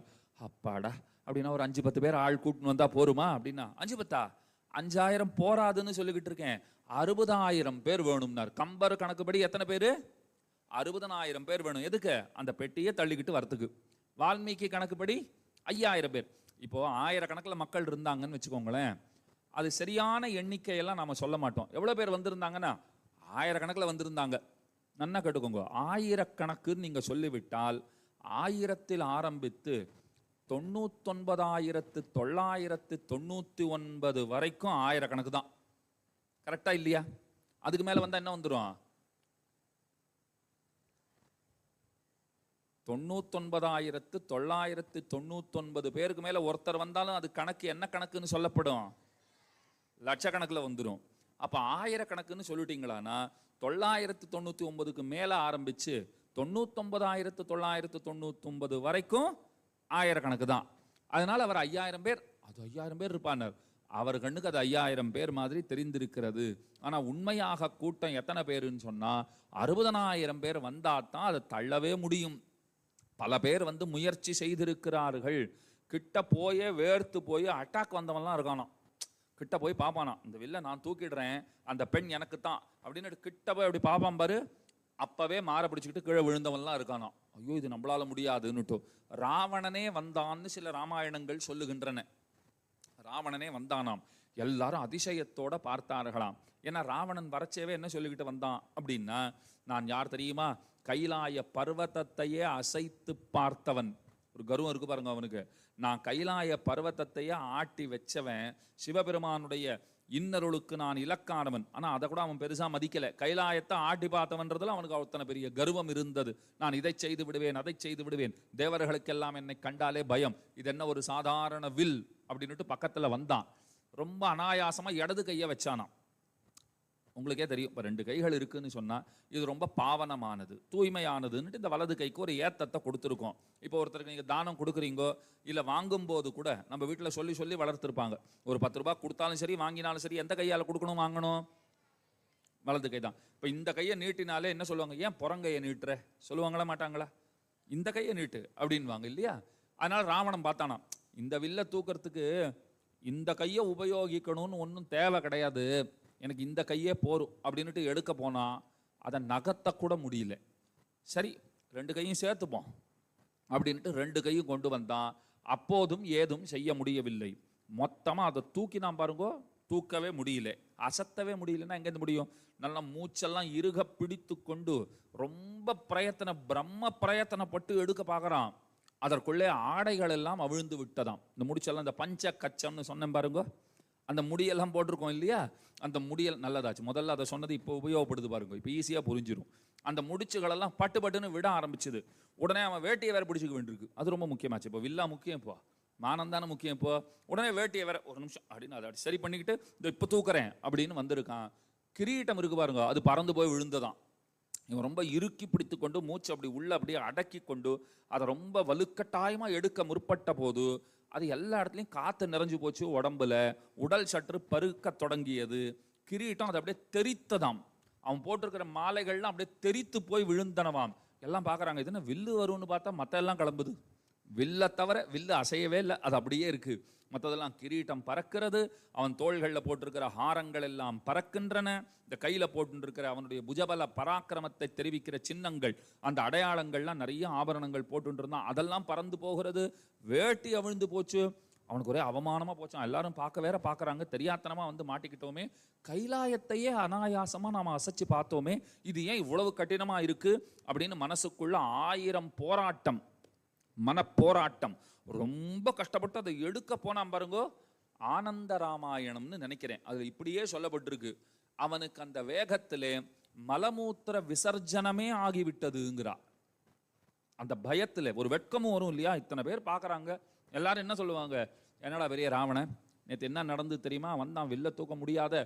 இது அவன் நினைக்கும் போதே அவனுக்கு என்ன ஆகி போச்சு அப்படின்னா, அவனுக்கே தெரியாமல் அவன் மலமூத்திரங்களை கூட விசர்ஜனம் பண்ணிட்டான், வெளியிட்டுட்டான். வேட்டியெல்லாம் நனைஞ்சு போய் அப்படி கீழே கடக்கானாம் பாருங்கோ. ஜனகரை பார்த்தாராம், வில்ல அசைக்கிறது இருக்கட்டும், யாராவது ஒருத்தர் இவரை அசைச்சு அப்புறப்படுத்துங்கப்பான்னாராம். யாராவது ஒருத்தர், அங்கே நிறைய வீரர்கள்லாம், பெரிய பெரிய வீரர்கள்லாம் உட்காந்துருந்தாங்க. உங்களால் வில்லத்தான் தூக்கி போட முடியல, வில்ல தூக்கி போடுறேன்னு ஒருத்தன் வந்து கீழே விழுந்து கிடக்காம பாருங்கோ. யார் அது? ராவணன். அவனையாவது தூக்கி போடுங்கோன்னாரான் ஜனகர். உங்களுக்கெல்லாம் ஆண்மையே இல்லையா அப்படின்னு அங்கே இருக்கிற வீரர்களை பார்த்து கேட்டுட்டார். ரொம்ப வெக்கமும் அவமானமும் கோபமும் உண்டாகி போச்சு அவர்களுக்கு. அவங்கெல்லாம் ஒரு மீட்டிங் போட்டாங்களாம். இந்த மாதிரி ராவணன் விழுந்து கடந்தப்போ அந்த ஜனகர் என்ன வார்த்தை சொன்னார் பார்த்தீங்களா, வில்லத்தான் தூக்க முடியல, இவனையாவது தூக்கி போடுங்கோ, உங்களுக்கெல்லாம் நிஜமாவே ஆம்பளத்தனம் இருக்கா அப்படின்னு கேட்டுட்டாரு. நாம எல்லாருமாக செய்து சேர்ந்து கொண்டு போர் செய்து ஜனகரை வென்று அந்த பெண்ணை கடத்தி கொண்டு போக வேண்டும் அப்படின்னு முயற்சி எடுத்தாளாம். எல்லாரும் ஒன்னா வந்தா பாருங்க. ஜனகர் ஒன்றும் அல்ல, தேவர்களே, இது நீங்கள் எனக்கு பரிசளித்த வில், இந்த சிவதனுசு நீங்கள் நமக்கு கொடுத்தது. தேவராத இதி க்யாதஹா நிமேர் ஜேஷ்டோ மஹீபதிஹி ஞசோயம் தஸ்ய பகவன் ஹஸ்தே தத்தோ மகாத்மனா. அப்படின்னா என்ன அர்த்தம் அப்படின்னா, முன்பொரு காலத்திலே, அந்த வில்லுக்கு ஒரு கதை இருக்கு பாருங்க. முன்பொரு காலத்திலே தக்ஷ பிரஜாபதி அவர் யாகம் செய்தார். தக்ஷ பிரஜாபதியினுடைய பெண்ணுக்கு என்ன பெயர்? தக்ஷ பிரஜாபதியினுடைய மாப்பிள்ளை யாரு சார்? நீங்க பெண்ணுக்கு என்ன பெயர்னு கேட்டீங்க, அதுவே எங்களுக்கு தெரியல, மாப்பிள்ளை எப்படி தெரியும் அப்படின்னு தானே கேட்குறீங்க. தக்ஷ பிரஜாபதியினுடைய பெண்ணுக்கு சதீ தேவின்னு பேரு. அந்த சதீ தேவியின் கணவர் யாரு? சிவபெருமான். தக்ஷ பிரஜாபதி என்ன பண்ணிட்டார்? மாமனார் என்ன பண்ணார்? மாப்பிள்ளைக்கு மரியாதை கொடுக்கவில்லை. பெரிய யாகம் நடத்துறார். எவனையோ கூட்டிருக்கார், தெருவில் போறவன்லாம் கூட்டிருக்கார் அவர். நீ வா, பெரிய யாகம் நடக்கிறது, வந்து அங்கேயே தங்கணும், 10 நாள் இருந்து நடத்தி கொடுக்கணும். சிவபெருமான் உட்காந்து கைலாயத்துலேருந்து பார்க்குறார். என் மாமனாரை பார்த்தியா? அதான் உங்க அப்பனை பாரு, எவனோ தெருவில் போறவனெல்லாம் கூட்டுக்கிட்டு இருக்கார். மாப்பிள்ளை ஒரு ஆளா தெரியல. போயிட்டு போறது. என்னைக்குமே பெரியவர்கள் மான அவமானங்களை சமமாக கருதுவார்கள், அதெல்லாம் பெருசா எடுத்துக்க மாட்டாங்க. இந்த அம்மாவால தாங்கிக்க முடியல. அப்பாவையும் விட்டு கொடுக்க முடியாது, கணவரையும் விட்டு கொடுக்க முடியாது. எங்க அப்பா ஏன் தான் இப்படி செஞ்சாரோ தெரியலையே, அப்படிலாம் பண்ண மாட்டாரே, நல்ல படிச்சவர் தானே, பண்பு இருக்கிறவர் தானே. நல்ல பண்பு தெரிகிறதே, அவர் பண்பு தான் பளிச்சுன்னு தெரிகிறதே. தெருவில் போற பிச்சைக்காரன்லாம் கூட்டுக்கிட்டு இருக்கார். மாப்பிள்ளை, சொந்த மாப்பிள்ளை, கண்ணுக்கு தெரியல, தெரிகிறது. உங்க குடும்பம் எப்பேற்பட்ட குடும்பங்கிறது நன்னா தெரிகிறதுன்னு வேற இவர் சொல்லிட்டார்.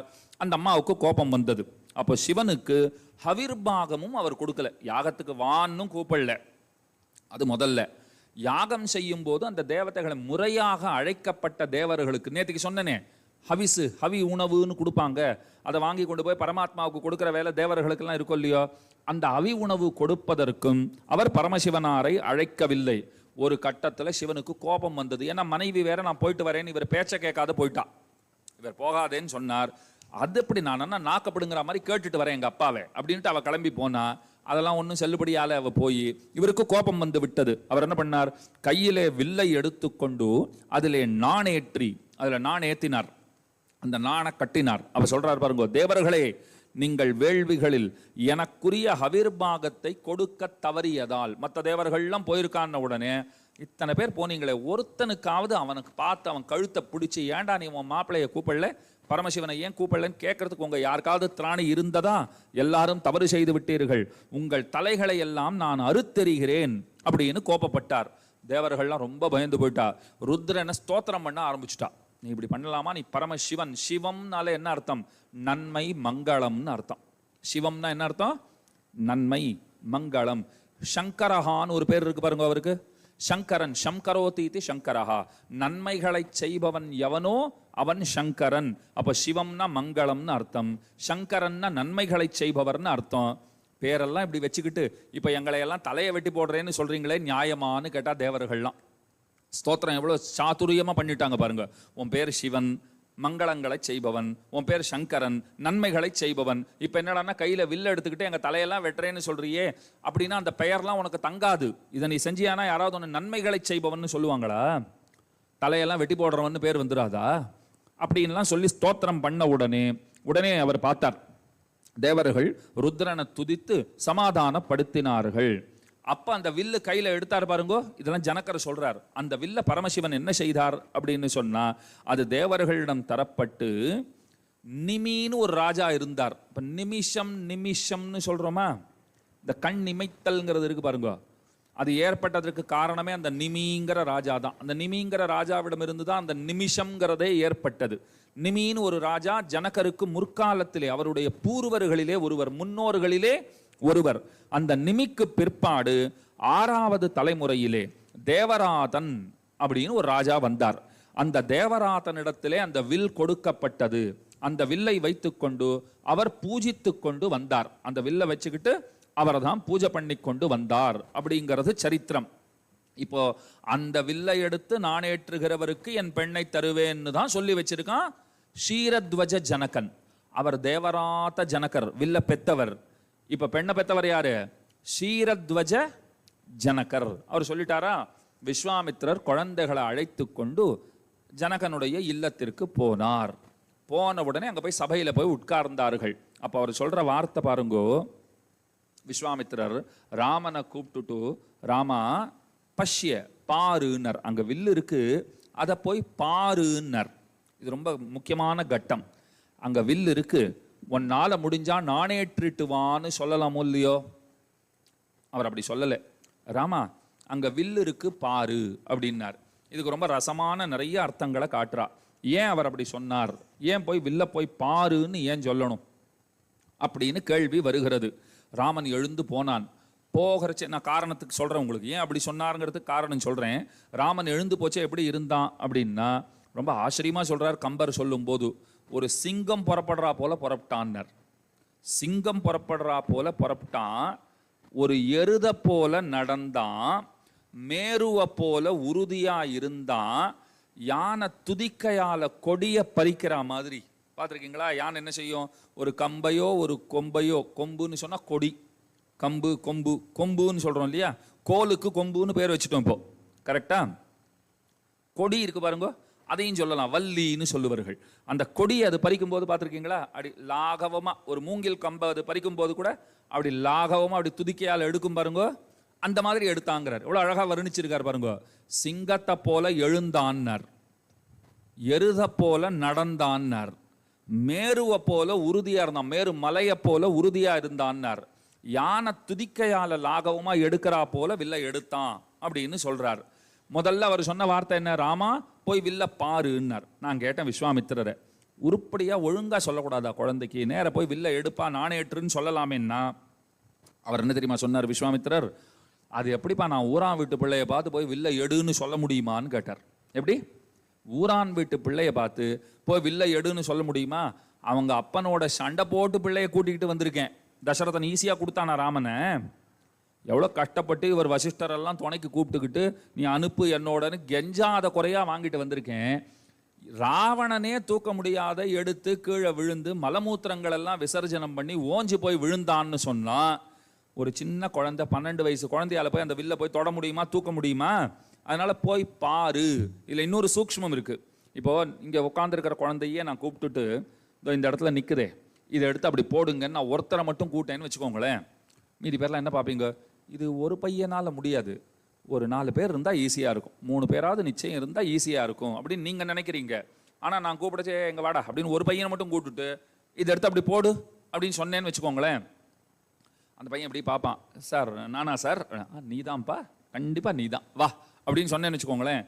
அவன் தூக்கும்போது விழப்போறான்னு சொன்னா, ஏ பசங்களை பிடிங்க பிடிங்க பிடிங்க அப்படின்னு ஒரு குரல் கொடுப்பேன், வந்து எல்லாரும் தாங்கி பிடிச்சிடலாம், காப்பாற்றப்படுவான். எந்த பிள்ளையை கூப்பிட்டு இதை தள்ளி கொண்டு போய் வெய்யின்னு சொன்னேனோ அவனை விழுவதிலிருந்து நம்மாலே காப்பாற்ற முடியும். இப்போ விஸ்வாமித்திரர் யோசிச்சு பார்த்தாராம், நாம போய் அந்த வில்லை எடுன்னு சொல்லிட்டோம்னா இந்த குழந்தை போய் எடுக்க முற்பட்டு அதை எடுக்க முற்பட்டு கீழே விழுந்த ராவணனையே தூக்கிறதுக்கு ஆள் இல்லைன்னு பார்க்கிறோம் இல்லையா?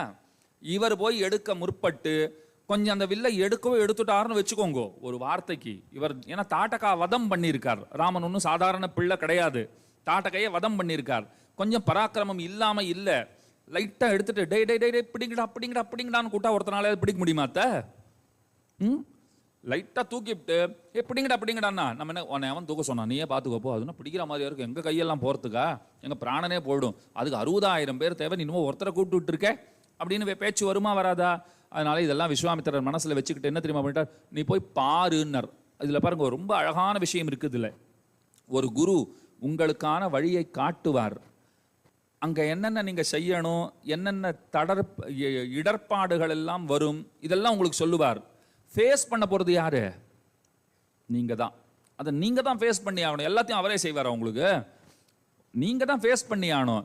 இவர் சொல்லிட்டார், நீ போய் பாரு, என்ன செய்யணும்னு நீ முடிவெடுங்கிறார். இது பெருமானுடைய ரொம்ப அழகான ஒரு வழக்கம். இதைத்தான் விஸ்வாமித்திரர்கிட்ட பெருமாள் கத்துக்கிட்டு கீதையில் அவர் என்ன சொல்லிட்டார் அர்ஜுனன் கிட்ட, உனக்கு சொல்றதெல்லாம் நான் சொல்லிட்டேன், உனக்கு என்ன செய்யணுமோ செய்யினார். அர்ஜுனன் கெட்டிக்காரன், புத்திசாலி. இவர் என்ன நம்மளை தனியா விடுறாரு? அவன் என்ன தெரியுமா பண்ணிட்டான், நீ சொல்றத நான் செய்யறேன்னா, அதான் நான் இதான் சொல்லியிருக்கேன் நீ செய்யின்னுட்டார் பெருமாள். சொல்லிட்டு உன் இஷ்டம்பா நீ பார்த்துக்கோன்னார். அர்ஜுனன் சொன்னான், ஏன் இஷ்டம்னு ஒன்றும் கிடையாது, நீ சொல்றத நான் செய்யறேன்னா அப்ப செய்யின்னார். அதை போல விஸ்வாமித்திரர் என்ன பண்ணார், நீ போய் பாருன்னு சொன்னதுதான் தாமதம். உடனே சரி நான் போய் பார்த்து விட்டு வருகிறேன் அப்படின்னுட்டு நேரே போனான். திண்ணெடு மேருவை திரட்டித்தோ என்பார், வண்ண வான்கடல் பண்டு கடைந்த மத்தோ என்பார், அண்ணல் வாழ் அரவினுக்கு அரசனோ என்பார், விண்ணிடு நெடிய வில் விழுந்ததோ என்பார். ரொம்ப அழகா சொல்றாரு பாருங்க. இப்போ நிறைய பேர் சேர்ந்து வேலை செய்யும் போது இந்த படகெல்லாம் ஓட்டுறவங்களை பார்த்துருக்கீங்களா? ஏலேலோ ஐலசா பாட்டு பாடிக்கிட்டு போவாங்களா? எதுக்கு அந்த பாட்டு பாடுறாங்க? களைப்பு தெரியாமல் இருப்பதற்காக. அந்த களைப்பு தெரியாது. இப்போ எங்கள் ஊரில் கூட வரதராஜ பெருமாள் பிரம்மோற்சவம் நடக்கும். வரதராஜ பெருமாள் என்ன தெரியுமா செய்வார்? 10 நாள் வைகாசி மாதம், ஏப்ரல் மே மாதம் வந்துடுச்சு அப்படின்னா வைகாசி மாதம் அந்த பிரம்மோற்சவம்னு நடக்கும். 10 நாள் திருவிழா. சாமி என்ன தெரியுமா செய்யும்? ஒரு வாகனத்தில் கோயிலில் இருந்து புறப்படும்.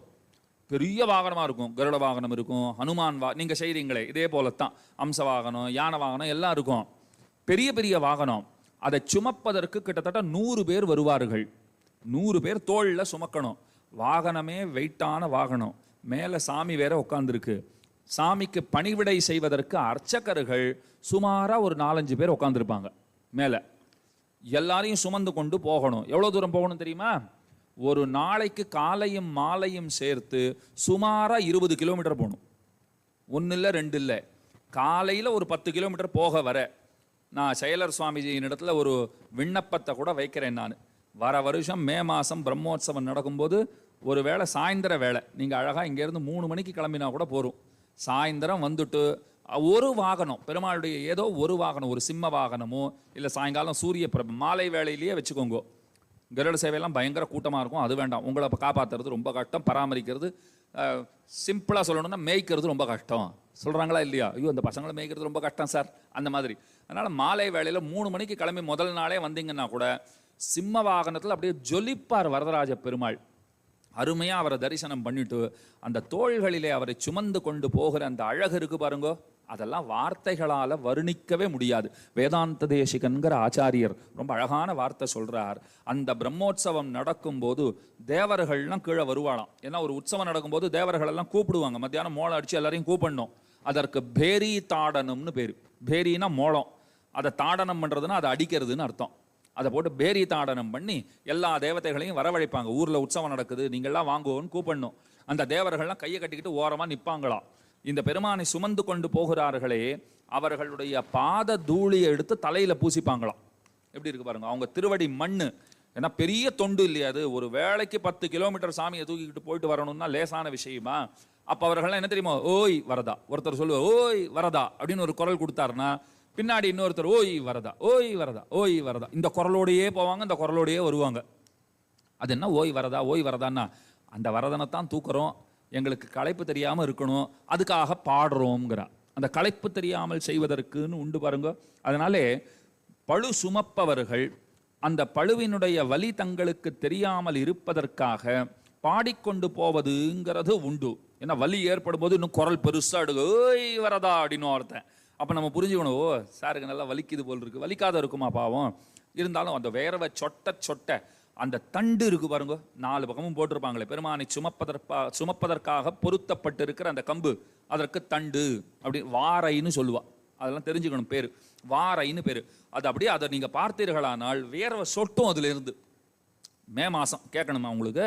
நல்ல சித்திரை வைகாசி மாதம் உற்சவம்னு சொன்னால் நல்ல கோடை வெயிலில் தான் உற்சவமே. கத்திரி வெயிலில் உற்சவம். அதில் போயிட்டு வரணும்னு சொன்னால் நாங்கள்லாம் என்ன தெரியுமா செய்வோம்? அந்த வாரையை தொட்டு அந்த வியர்வையை கூட அத்தனை உத்தேசியம், ஏன்னா நம்மளால் அதை செய்ய முடியாது. அந்த வியர்வையை தொட்டு அதை தலையிலே பூசிக்கொண்டு பெருமானுடைய திருவடி சொட்ட நனைஞ்சிருக்குன்னு நம்ம பாவிக்கணும். ஏன்னா இவர்கள் பலம் கொண்டெல்லாம் தூக்கிட்டுலாம் போக முடியாது. அவன் பலம் கொடுத்தா தான் சுமந்து கொண்டு செல்ல முடியும். அது நல்லா புரிஞ்சுக்கணும்.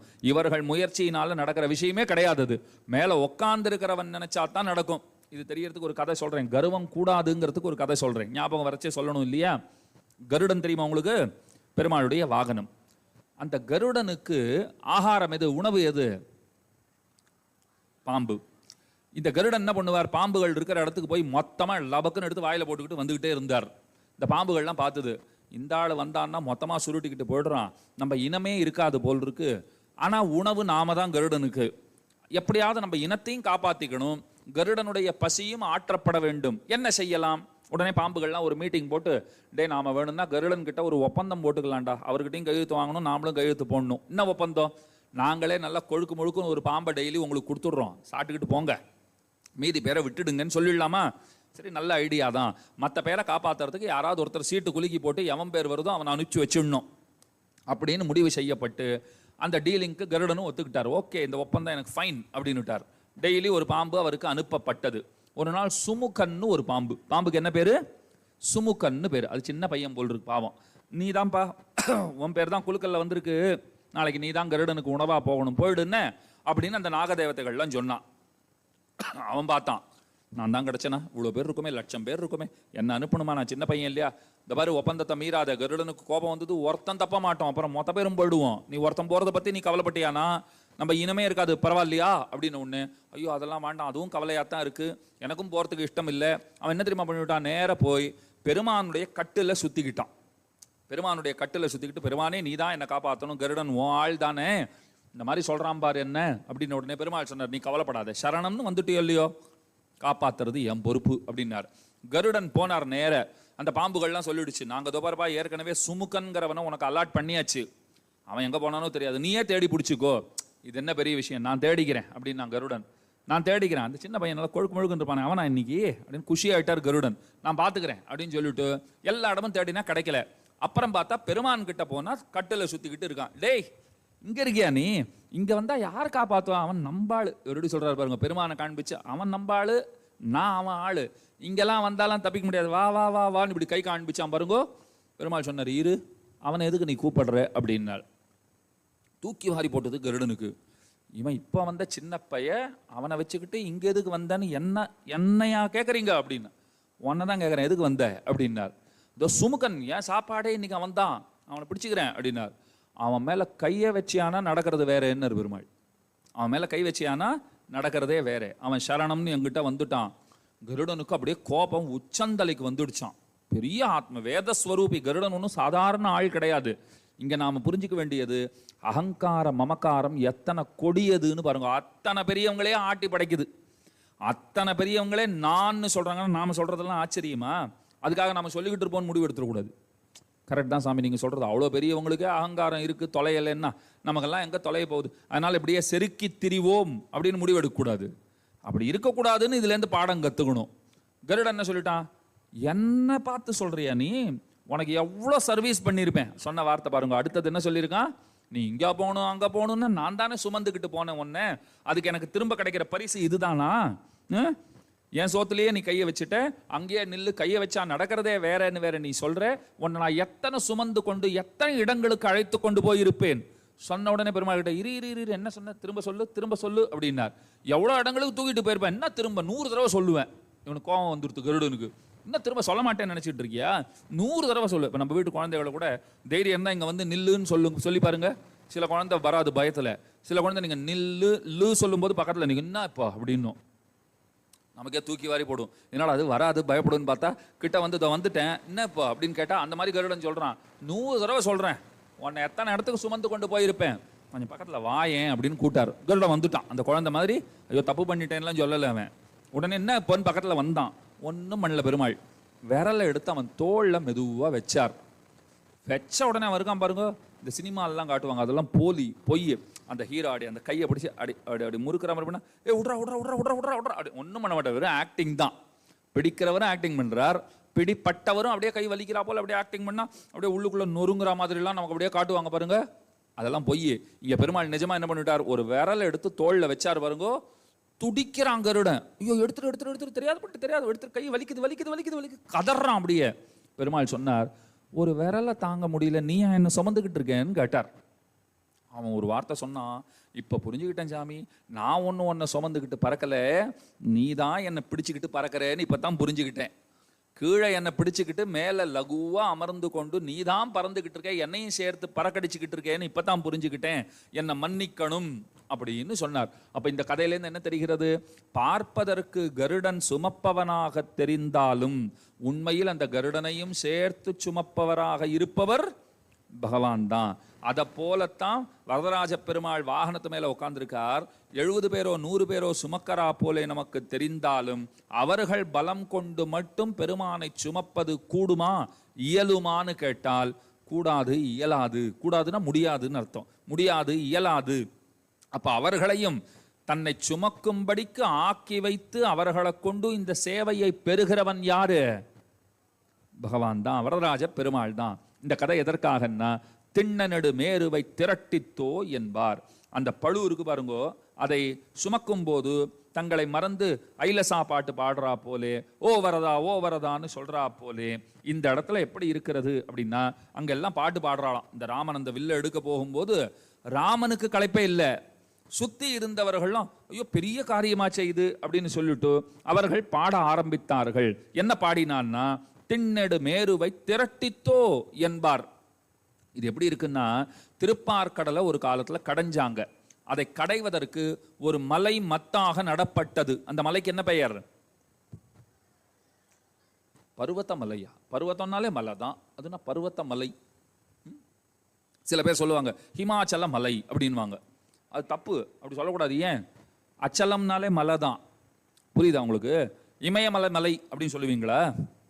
இமயமலை அவ்வளவுதான். ஹிமாச்சல பர்வதம் அப்படின்னா என்ன அர்த்தம்? இமயமலை மலை. 2 தடவை சொல்லணுமா? அச்சலம்னாலே மலை தான். இப்போ பர்வத மலைன்னா என்ன அர்த்தம்? மலை மலைன்னு அர்த்தம். பர்வதம்னாலே மலை தான், தனியா மலைன்னு கூட ஒன்று சேர்த்து சொல்ல வேண்டாம். எந்த மலை உபயோகப்படுத்தப்பட்டது? மந்தர மலைன்னு சொல்லுவார்கள். ஞாபகம் வச்சுக்கோங்க. கயிறாக எதை கொண்டார்கள்? அந்த பாம்புக்கு என்ன பேரு? வாசுகி பாம்பு. அது முதல்ல வரமாட்டேன்னு சொல்லிச்சு. உங்களுக்கு அமுதம் கிடைக்குமா, அதுக்கு என்ன போட்டு சுற்றி 2 பக்கமும் இழுத்தா என் உடம்பு என்ன ஆறுது? நியாயமான கேள்வி தானே. ஏன்னா அதை முறுக்கி போட்டு இந்த பக்கமும் இழுக்கணும் அந்த பக்கம் இழுக்கணும்னா அதுனா ரப்பர், அது எனக்கு உடம்பு வலிக்குமே. உடனே எல்லாம் என்ன சொன்னாங்க? உனக்கு அமுதத்தில் பங்குன்னாங்க. சரி ஓகே ரைட்டுன்னு இடிச்சு உடனே. ஏன்னா கொடுத்தா தான் வேலை நடக்கும் உலகத்தில். உனக்கும் அமிர்தம் கொடுக்குறோன்னு உடனே அந்த பாம்பு ஓகேன்னு சொல்லிடுத்து. மந்தர மலை இருக்கு பாருங்கோ, எத்தனை உறுதியான மலையாக இருந்தால் அது மத்தாக பயன்படுத்தப்பட்டிருக்கும். அதனால இந்த இடத்துல பாட்டு பாடுறவங்க என்ன சொன்னாங்களாம், அந்த மந்தர மலை தான் அத்தனை உறுதியோட இங்க வில்லா வந்து உட்காந்துருக்கு போல் இருக்கு. இந்த வில்லும் மந்தர மலையும் வேற வேற கிடையாது அப்படின்னு சில பேர் சொன்னார்கள். சில பேர் என்ன சொன்னார்கள்? இந்த பூமி மொத்தத்தையும் ஆதிசேஷன் தான் தாங்குகிறான். கேள்விப்பட்டிருக்கீங்களா? இந்த உலகம் மொத்தத்தையும் தாங்குகிறவர் யாரு? பெருமானுடைய சேஷ நாகம் ஆதிசேஷன் தான் தாங்குறார். அந்த ஆதிசேஷன் தான் இந்த வில்லாக வந்து இருக்கிறார் போல் இருக்கிறது அப்படின்னு சில பேர் பேசிக்கிட்டாங்க. சில பேர் சொன்னா, அப்படிலாம் இல்லடா, இந்த வானத்துல பெரிய வானவில் மாதிரி தெரியும் பாரு, அதற்கு இந்திர தனுஷ்னு பேரு. ரெயின்போ போன்னு அதுலயே வருது பாருங்க. ஆங்கிலம்ங்கிறது இருக்கே, இப்ப நம்ம தமிழை ரொம்ப பழைய மொழின்னு சொல்றோம், சம்ஸ்கிருதமும் பழைய மொழி தான். உடனே இங்க இருக்கிறவங்க தமிழ் தான் பழசு, 2மே பழசு தான். அதுதான் உண்மை. இதுல இது பழசா அது பழசாங்கிற விசாரமே நமக்கு தேவை கிடையாது. 2மே புராதனமானது, 2மே தொன்மையானது. இந்திர தனுஷ்னு பேரு. வடமொழியில என்ன பேரு வானவில்லுக்கு? இந்திர தனுஷ். இது பாருங்க, ரெயின்போன்னு பேர் வச்சிருக்கான் பாருங்க. நாம் என்ன சொல்றோம்? முதல் மனிதனுக்கு நம்ம மதத்துல என்ன பெயர் தெரியுமா? என்ன பேரு? முதல் மனிதனுக்கு என்ன பெயர்? மனிதனுக்கு மனிதன் ஏன் பெயர்? முதல்ல வந்தவனுக்கு மனுன்னு பேரு. நல்லா தெரிஞ்சுக்கோங்க. முதல்ல வந்தவனுக்கு என்ன பேரு? மனுன்னு பேரு. ஆங்கிலத்துல மனிதனுக்கு என்ன பேரு? ஹியூமன் சொன்னா எல்லாருமே வந்துருவோம். ஆண்மகனுக்கு என்ன பெயர்? எங்கேருந்து வந்தது மேன்ங்கிற வார்த்தை? மனுலேருந்து வந்தது. முதல்ல இருந்தவன் மனு. அந்த மனுலேருந்து வந்தது தான் மனிதன், மனுஷன், மேன். இது மட்டும் எடுத்துக்கிட்டாங்க. மனுலேருந்து மேன் எடுத்துக்கிட்டாங்க. ஆனா முதல் ஆசாமி யாரானா ஆடம் ஈவுங்கிறாங்க. இது எப்படி நியாயம்? அப்ப அந்த பெயர் இதுல வருதா? மேன்னு சொல்லும் போது ஆடம் ஈவ் சம்பந்தம் இருக்காதுல்ல? இல்ல. மேன்னு சொன்னா மனுல இருந்து வந்தது. நிறைய வார்த்தைகள் அந்த மாதிரி தான் இருக்கு. இப்போ த்ரீணி அப்படின்னா 3. ஆங்கிலத்தில் என்ன சொல்றோம்? 3க்கு 3ன்னு சொல்றோமா? இந்த மாதிரி ஏகப்பட்டது சொல்லிக்கிட்டே போகலாம். இந்திர தனுஷ் தான் ரெயின்போன்னு பேர் வச்சாங்க பாருங்க. அந்த இந்திர தனுஷ் வானவில் இருக்கே, அதுவே வந்து இந்த இடத்துல வில்லாட்டம் கிடக்கிறது போலும் அப்படின்னு அத்தனை பேரும் பேசிக்கொண்டார்கள். அதற்கு மேலே பகவான் ரொம்ப பக்கத்துல போறார். சங்கொடு சக்கரம் தரித்த செங்கைய சிங்கையேறு அல்லனேல் இதனை தீண்டுவான் எங்குளன் ஒருவன் இன்று ஏற்றின் இச்சிலை மங்கை தன் திருமணம் வாழுமால் என்பார். அப்ப எல்லாரும் பேசிக்கிறாங்களா, இந்த வில்ல ஒருத்தன் தூக்கணும்னு சொன்னா ஒருத்தனால முடியும்டா. யாருன்னா, இந்த கையில சக்கரத்தையும் இந்த கையிலையும் சங்கத்தையும் பிடித்து கொண்டு ஒருத்தன் நிற்கிறானே, அவன் ஒருவன் செந்தாமரை கண்ணன். கண்ணை பார்த்தா எப்படி இருக்குன்னா தாமரை மலர்ந்தார் போல இருக்குமே.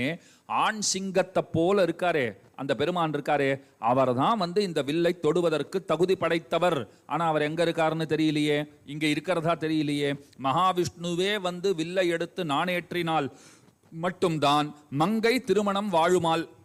இந்த சீதைக்கு கல்யாணம்ங்கிறதே அப்பத்தான் நடக்கும் போல் இருக்கு, இல்லைன்னா நடப்பதற்கு வாய்ப்பே கிடையாது அப்படின்னு அத்தனை பேரும் பேசிக்கொண்டார்கள். விஸ்வாமித்ரஹா து தர்மாத்மா, விஸ்வாமித்ரஸ்து தர்மாத்மா ஸ்ருத்வா ஜனக பாஷிதம் வத்ச ராம தனு பஷ்ய இது ராகவம் அப்ரவீத்து. வத்ச ராம, குழந்தாய் ராமா, நீ போய் அந்த வில்ல பாருன்னு சொல்லிட்டார்.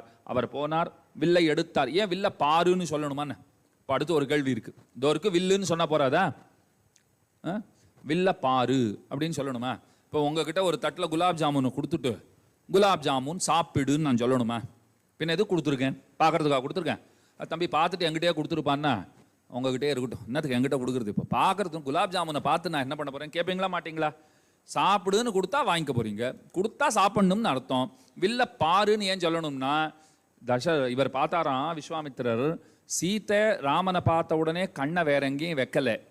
ராமனுக்கு எங்க பார்த்தாலும் சீத்தை தான் தெரிகிறாளாம். சீத்தை அத்தனை அழகா இருக்கா, பார்த்த உடனே பிடிச்சு போச்சு.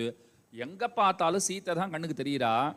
அப்போ ஒருத்தர் சொல்லணும் இல்லையோ, வில்லையும் பாருன்னு சொல்ல வேண்டியிருக்கு. அதனால நீ எங்க பார்த்தாலும் உனக்கு சீத்தை தான் தெரிகிறா, அதனால இந்த வில்லை பார்த்துட்டு சீத்தைன்னு நினைக்காத, இது வில்லு ராமா பாரு அப்படிங்கிறார்.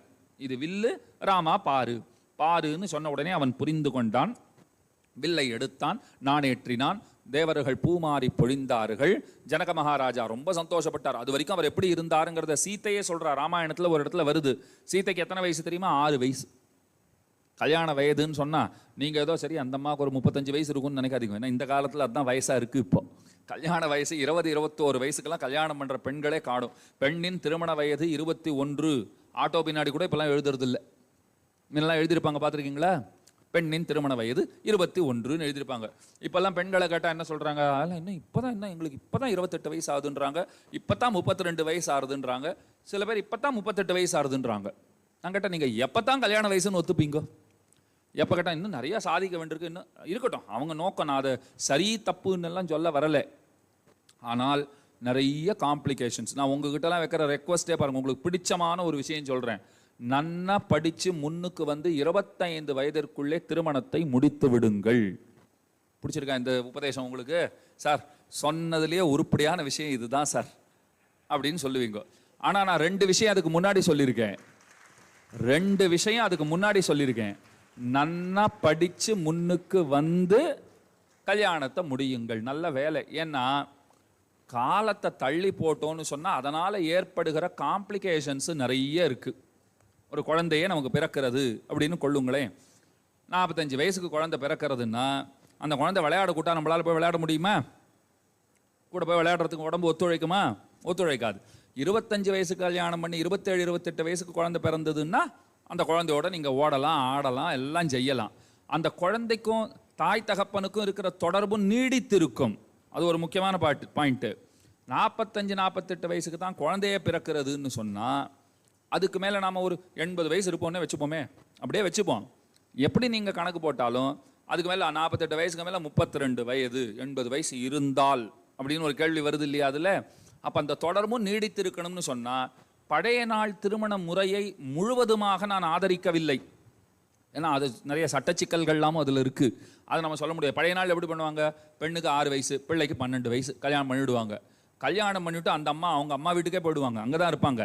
அதுக்கப்புறம் ஒரு 16-17 வயசுக்கு இங்கே திரும்ப வருவாங்க. 20 வயசுக்குள்ளே 2 குழந்தை பிறந்திருக்கும். அது பழைய காலம். 20 வயசுக்குள்ளே 2 குழந்தை பிறந்திருக்குங்கிறது பழைய காலம். இப்போ அதெல்லாம் நம்ம பேச முடியாதுன்னு வச்சுக்கோங்க. அதனால் நீங்கள் நன்னா படித்து நல்ல உத்தியோகத்துக்கு போய் வாழ்க்கையில் என்ன லட்சியம்னு கேட்டால் தைரியமாக சொல்லுங்கள். 25 வயசுக்கு கல்யாணம் முடிக்கணும், அதுதான் லட்சியம்னு சொல்லுங்கள். தப்பே கிடையாது. ஏன்னா உங்களுக்கு பயம் இருக்கும். கேட்குறவன் என்ன நினைப்பேன், இதெல்லாம் ஒரு லட்சியமாடா, 25 வயசுக்கு கல்யாணம் கட்டணுங்கிறத போய் லட்சியமாக சொல்கிறீன்னா, எதிர்கால சமுதாயத்திற்கு உங்களை போன்ற நல்ல குழந்தைகள் தேவை. அப்பதானே சமுதாயம் இருக்கும். கல்யாணம்ங்கிறத ஏதோ ஒரு சாதாரண விஷயமாக பார்க்காதீர்கள்.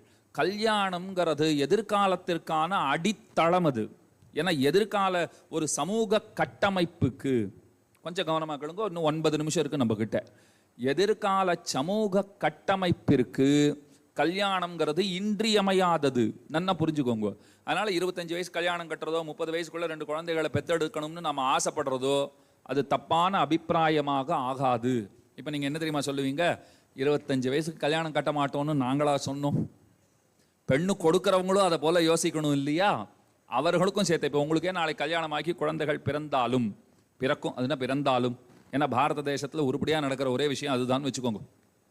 150 கோடிக்கு போயாச்சு இப்போ பாப்புலேஷன் நம்மளுது இல்லையா? ரொம்ப சீக்கிரத்தில் 200 கோடி ஆக்கிறதுக்கான முயற்சிகளில் அனைவரும் ஈடுபட்டு இருக்கிறோம்.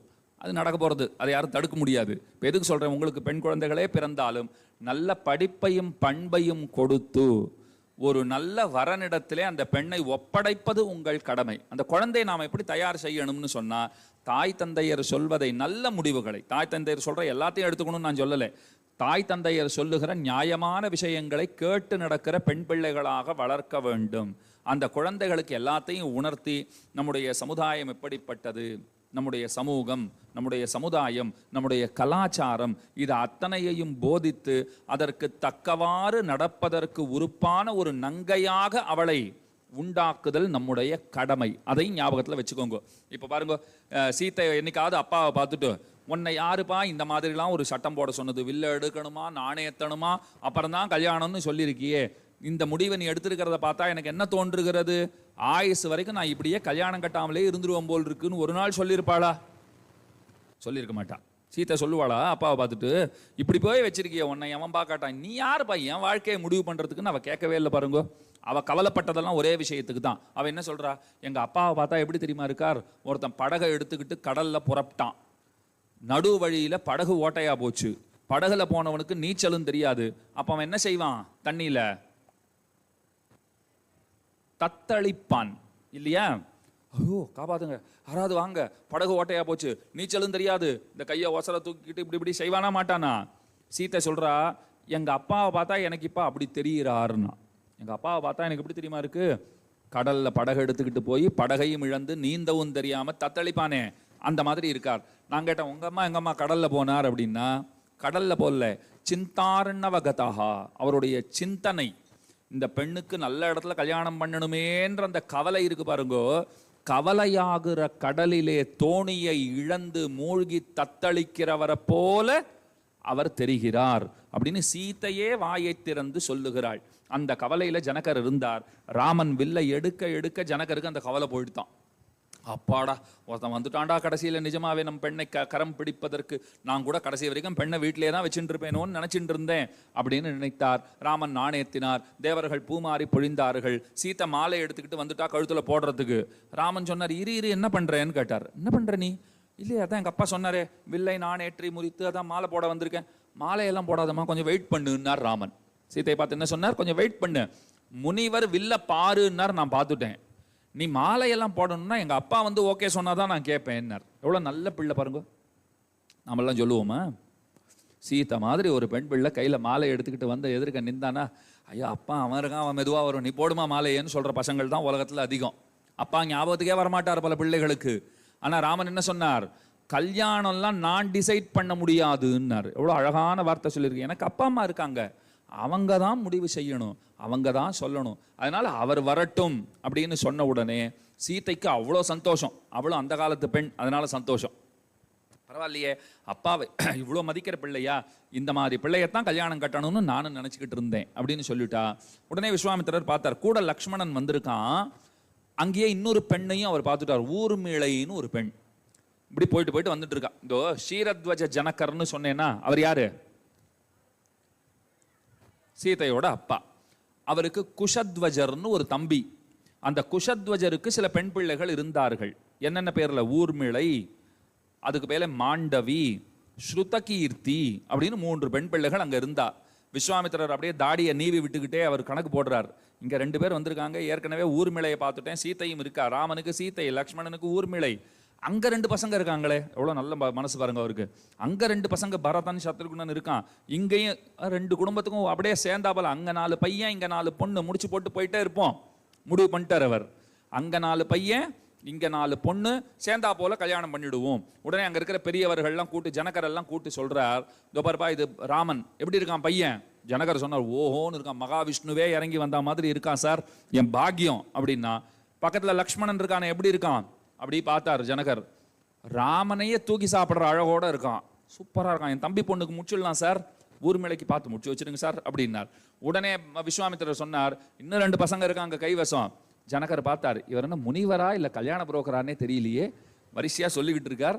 4 பசங்க கைவசம் வச்சிருக்கேன்னு சொல்றாரு. என்ன நன்மையை உத்தேசித்து செயல்படுகிறவர்களே முனிவர்கள். இப்போ இங்க துறவிகள் இருக்கா, வாழ்க்கையை நமக்காகவே அர்ப்பணித்தவர்கள், சமுதாயத்திற்காக அர்ப்பணித்தவர்கள், திருமண வாழ்க்கையை துறந்தவர்கள் இல்லையா, திருமண வாழ்க்கையை அடியோடு துறந்தவர்கள். அவங்க என்னைக்காவது உங்களெல்லாம் பார்த்துட்டு நீங்கள் கல்யாணம் கட்டாதீங்கன்னு உபதேசம் பண்ணுறாங்களா? இப்போ நான் சொல்லும்போது நீங்கள்லாம் நல்லா கல்யாணம் பண்ணிக்கோங்கன்னு சொல்லும்போது எழுந்து நின்று அப்படிலாம் சொல்லாதீங்க, இத்தனை பேரையும் நான் துறவியாக போகிறேன்னு சொல்கிறாங்க. அது அவர்கள் நோக்கமே கிடையாது. அது உங்கள் விருப்பம் சார்ந்தது. அதை யாரும் இப்போ நீங்களா விருப்பப்பட்டு எனக்கு இதுதான் பாதைன்னு வந்தால் யாரும் உங்களை இப்போ தடுக்க போகிறது கிடையாது. இப்போ அவர்கள் துறவிகளாக வந்தார்கள்னா வீட்டில் என்ன வெண்சாமரம் எடுத்து அப்படியே வீசி போயிட்டு வாப்பா துறவியா போயிட்டு வான்னு சொல்லி அனுப்பிச்சிருப்பாங்க. எவ்வளோ சொல்லி பார்த்துருப்பாங்க. சரி, பையன் ஸ்டடியாக நிற்கிறான், துறவியாக போகணும்னு முடிவு எடுத்துட்டான். அவனுக்கு தெரியாத அவன் நன்மை. ஒரு கட்டத்தில் தாய் தந்தை இருந்து சொல்லிவிடுவாங்க, அவன் இஷ்டம், இதுக்கு மேலே நம்ம சொல்ல முடியாது, நல்ல காரியத்துக்கு போகிறான் போட்டோம் அப்படின்னு தான் விடுவார்கள் இல்லையா? எந்த தாய் தந்தையும் தன் பிள்ளை துறவியாவதை விரும்ப மாட்டார்கள். எந்த அம்மா சொல்லலாம், என் பையன் பெரிய சன்னியாசியா வரணும்னு சொல்ல போறாளா? நீ பெரிய சன்னியாசியாய் பேரெல்லாம் எடுக்க வேணாம், கல்யாணம் கட்டிக்கிட்டு குழந்தைகளை பெற்றுக்கிட்டு குடும்பம் நடத்தினா போரும் எனக்கு தான் எந்த தாய் தந்தையும் சொல்ல போகிறார்கள்.